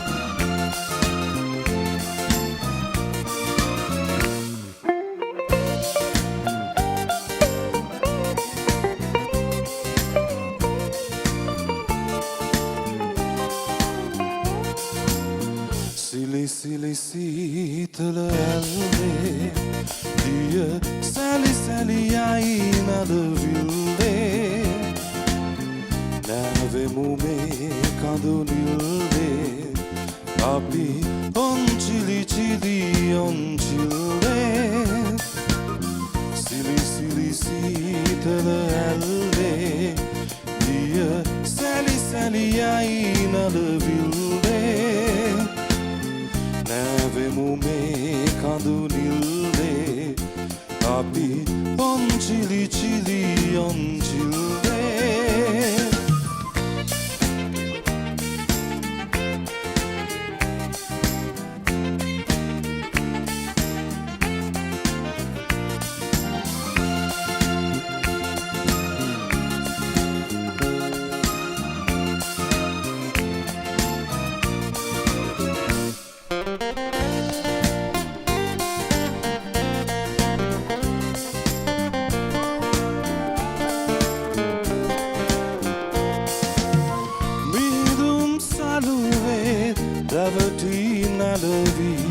ලාතනතේ පදුරේ හිමිදිරි සීතල කඳු කරේ හමුවෙමු අපි දෙන්නා සිලි සිලි සීතල ඇල්ලේ දිය සැලි සැලියයි නදවිල්ලේ නැවෙමු මේ කඳු නිල්ලේ අපි chili on chile.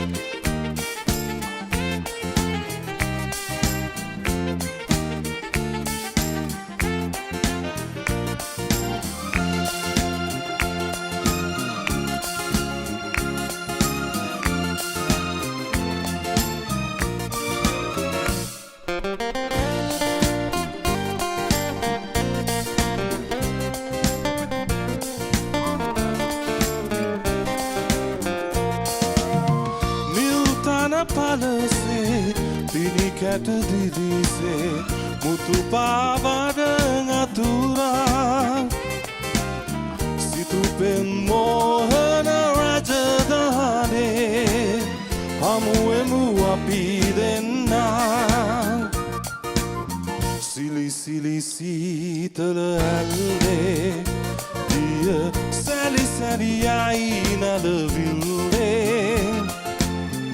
Avemu me kadunille api on chili chili on chile Sili sili sitala alde dia sali sali aina de ville Avemu me kadunille api on chili chili on chile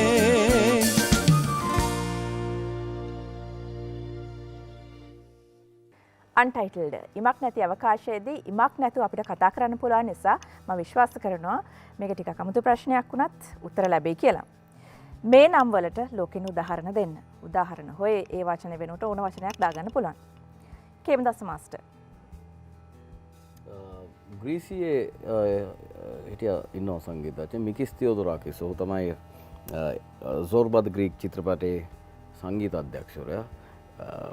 ඒම නොවෙතත් යම් සාම්‍යයන් දෙකක් තිබෙනවා මේ චරිත දෙක අතර. එකක් තමයි මේ දෙන්නම තමන්ගේ රටවල් වල සංගීතමය මෙවලම් භාවිතා කළා තමන්ගේ සංගීත නිර්මාණවලට. දෙවැන්න මේ දෙන්නටම යම් ආකාරයකට වාමාංශික ව්‍යාපාරයත් සමග යම් සම්බන්ධතාවයක් තිබුණා. ඉතින් ඒ අර්ථ දෙක ගත්තොත් එහෙනම් මම හිතනවා ඒ දෙන්න අතර යම් සාම්‍යයක් අපිට ගොඩ ගන්න පුළුවන්. අමරදේව මාස්ටර්. මට එහෙම කම්පෙයාර් කරන්න මියුසිෂියන් කෙනෙක් නෑ. මොකද මම හැමදේම විශ්වාස කරන්නේ තනි මියුසිෂියන් කියන්නේ එයා විතරමයි කියලා ගොඩාක්. නන්දමාලිනී. නාලමස්කූරි. අහලා වැඩක් නෑ නමුත් අහනවා. කසන් කල්හාර්. නෑ මම එහෙම කැමති නෑ. ඒ කැමති නෑ නෙවෙයි මගේ අදහසේ ඔය ඔම ඔළුව අදහසක් නෑ. මම කාවත් එහෙම කම්පෙයාර් කරලා නෑ තව කෙනෙක් එක්ක. ක්ලරන්ස් විජයවර්ධන.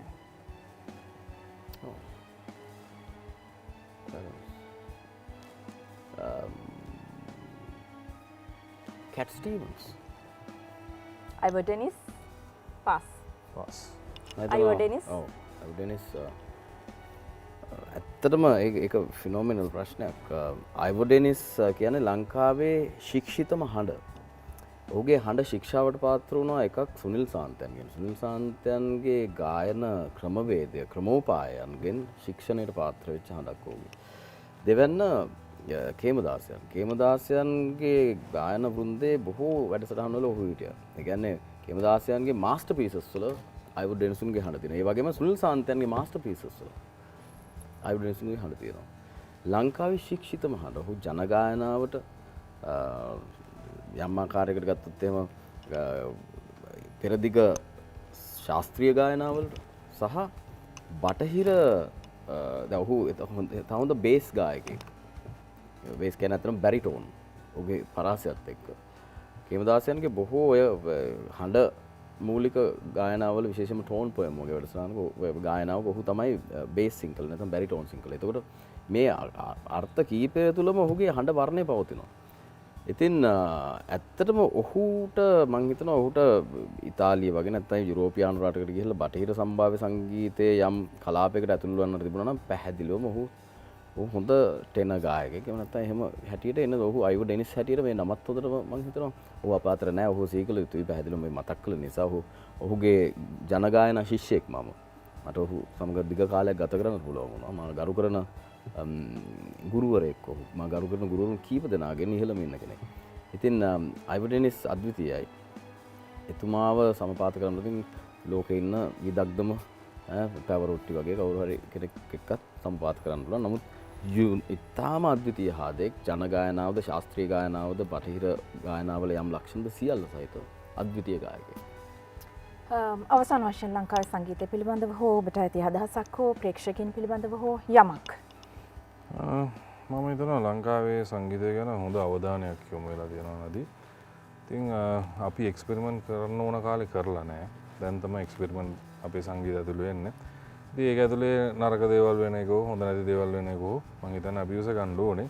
මොකද හේතුව ගොඩාක් කලින් වෙන්න තිබ්බ දේවල් දැන් වෙනකොට ඒ වැරදි ප්‍රතිඵල එළියට එන එක නවත්තන්න බෑ. නමුත් මම හිතනවා මේ විදිහට ගියොත් මොකද මට හොඳට මතකයි අපි සංගීතය කරන කාලේ සංගීතඥය කියලා වෘත්තියක් නැහැ. හරි. එතකොට කවුරුත් කල්පනා කරේ නැහැ තමන්ගේ දරුවෙක්ව සංගීතඥයෙක් කරනවා කියලා. නමුත් දැන් ප්‍රවණතාවක් තියෙනවා. සංගීතය ගැන හරි අධ්‍යාපනයක් ලබලා දීලා හොඳ ගුරුවරු ගාවට යවලා ඒ කියන්නේ එහෙම ප්‍රොෆෙෂනල් ලෙවල් එකේ සංගීතඥයෝ බිහි කරන්න දෙමාපියෝ පවා මහන්සි වෙනවා. ඒක ඉතා හොඳ ලක්ෂණයක් මම කියන්නේ. දැන් තමයි ලංකාව මම හිතන්නේ මේ මියුසික් වලට හරියට අවදි වෙන්න පටන් අරන් තියෙන්නේ. ඉතින් මේ එක්ස්පෙරිමන්ට් එක තව කාලයක් යනකොට මම හිතන්නේ අපේ ලංකාවත් ඉන්ටර්නැෂනල් ලෙවල් එකේ සංගීතඥයෝදී. ඔබ නදීක කියන කාරණාව ඇත්තටම සුනිල් සාන්තයන් ඔහුගේ යෝජනාවල එක සඳහන් කළා. ඔහු කිව්වේ බාලාංශ පන්තියේ ඉඳලා හැම පන්තියකම සංගීතය උගන්විය යුතුයි විෂයක් හැටියට අනිවාර්ය විෂයක් හැටියට කියලා. එහෙම වුණා නම් ඇත්තටම අපේ සංස්කෘතියම ඊට වඩා වෙනස් වෙන්න තිබුණා. අපේ සංස්කෘතිය පමණක් නොවේ. ඉතින් නදික කියන එක හරි වෘත්තීය මට්ටමකට දැන් ඇවිල්ලා තියෙනවා සංගීතය. ඉතින් සංගීතයේ ඇත්තටම අපේ හිටපු පූර්වජයින්ට අපි ගරු කළ යුතුයි. මම පැහැදිලිවම කියන්නේ ඔවුන් ලංකාවේ පූර්වජයින් වෙන්න පුළුවන්, වෙන අය වෙන්න පුළුවන්.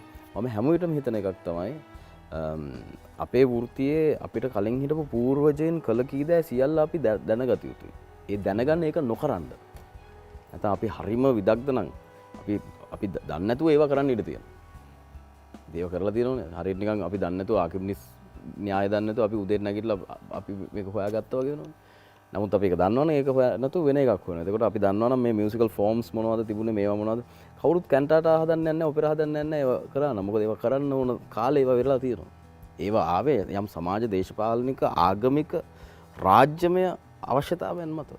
ඒ ෆෝම සංගීත ආකෘතිය නාවේ. ඒවා නැවත හැදෙන්නේ නැහැ. ඒවා ඒක view තියෙනවා. ඉතින් ඒ නිසා ඒ කරපු දේවල් දැනගත්තොත් අපි දන්නවා මොකද්ද කළ යුත්තේ කියලා. ඉතින් එහෙම සමහර වෙලාවට අපේ කාලේ අපි කරපු ඒවා ග්‍රහණය වුණේ නැහැ සමාජෙට නැති. එහෙම දේවලුත් තිබුණා. උදාහරණයකට අපි කළ බොහෝ දේවල් දැන් සිනමාවේදී පවා අපි කරන දේවල් සමහර වෙලාවට ඒ ග්‍රහණය වෙන්නේ නැහැ ඒ කාලේදී. ඉතින් ඒ නිසා එහෙම පැත්තකුත් තියෙනවා. ඒ කියන්නේ අපි හැම විටම සමහර නිර්මාණයක් ඇහෙන්න පටන් ගන්නේ තව කාලෙකින් වෙන්න පුළුවන්. ඒ නිර්මාණකාරයගේ පරිකල්පනය, ඔහුගේ තියෙන යම් ආකාරයක ප්‍රකාශන ක්‍රමවේදය ඒවත් එක්ක එහෙම වෙන්න පුළුවන්. ඉතින් මම හිතනවා මේ හැදෑරීම නම් අත්‍යවශ්‍යයි. ඒ කියන්නේ හොයන එක අනිත් අයගේ වැඩ ගැන හොයන එක අවදියෙන් ඉන්න එක ඒවා රස විඳින එක. ඉතින් එහෙම හොයනකොට සමහර වෙලාවට දුකක් හිතෙනවා. අයියෝ අපිට මේක හදන්න බැරුණා කියලා. ඒක තාම වැදගත් දෙයක්. කියන්නේ Tamante එක දැන උදාහරණයකට මම ඊයේ පෙරේද කේමදාස මාස්ටර්ගේ එතුමා නිර්මාණය කරපු විකසිත පෙම් පොකුරුපියම විශ්වවිද්‍යාලයේ මොකක්ද අරගෙන මන්ට ඒක ගැන කතා කරන්න සිද්ධ වෙලා එහි සාහිත්‍ය සහ සංගීතය ගැන. මට ඇත්තටම හරි දුකක් හිතුණා. ඇයි මේක මට කලින් ඒ කියන්නේ අපිට හිතුන්නේ නැත්තේ කියලා. ඒකේ කෝඩ් ප්‍රෝග්‍රෙෂන් එක ඊටාම සරල කෝඩ් ප්‍රෝග්‍රෙෂන් එකක්. ස්ට්‍රින්ග් ෆැමිලි එක තියෙනවා. ඊටාම තන්ත්‍රී පවුල ඊටාම සරල චලිතයක් යනවා. නමුත් සමාන්තර චලිතයක්. ඒ කියන්නේ ඒක පොඩි පැරලල් හාමනිස්ම් එක අපිට හිතෙන්නේ නැත්තේ ඒක. ඉතින් ඒක ඊටාම ලස්සන දෙයක්. ඒ කියන්නේ ඒකට අපි තරම් බැඳෙනවද, තරම් ආලය කරනවද? ඊට පස්සේ අපි එතනින් වෙන තැනකට යනවා. ස්තුතියි. හොඳයි නදික ගුරුගේ ස්තුතියි. ඒ වගේම නදික ජයවර්ධන බොහොම ස්තුතියි. ඒ වගේම ඔබට ස්තුතියි සහ ඔබ මේ වැඩසටහනේ පියවි සාක්ෂිකරුවා. එනිසා මේ සුසර කර ගැනීම සඳහා ඔබට හැකියාව තියෙනවා ලියන්න, කතා කරන්න, කමෙන්ට් කරන්න, SMS කරන්න. නැවත ලබන සතිය හමු වෙමු. අයුබෝවන්.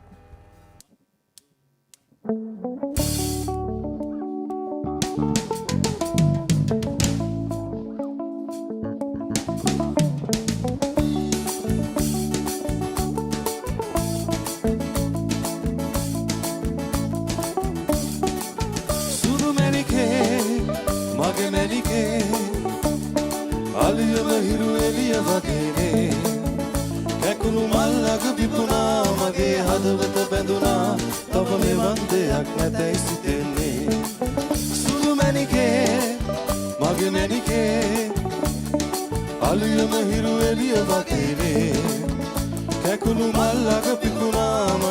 හදවත බැඳුනා තව මෙවන් දෙයක් නැතැයි සිතෙන්නේ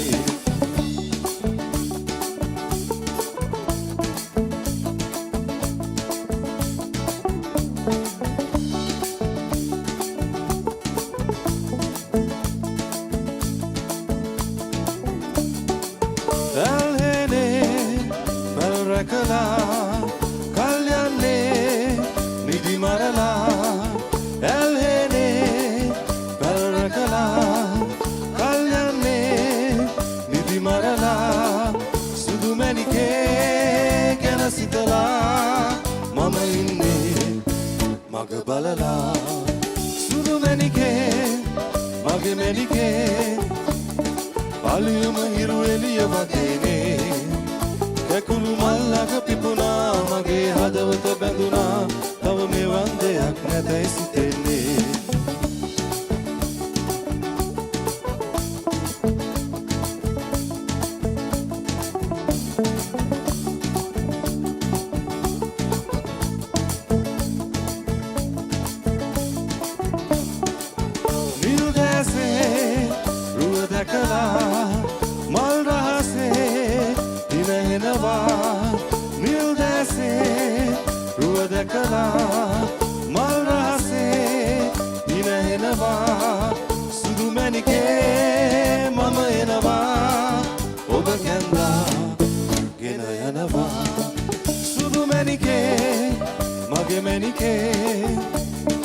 අලියම හිරු එළිය වගේනේ කැකුළු මල්ලක පිපුණා මගේ හදවත බැඳුනා තව මෙවන් දෙයක් නැතයි සිතෙන්නේ සුදු මැණිකේ මගේ මැණිකේ අලියම හිරු එළිය වගේනේ කැකුළු මල්ලක පිපුණා මගේ හදවත බැඳුනා තව මෙවන් දෙයක් නැතයි සිතෙන්නේ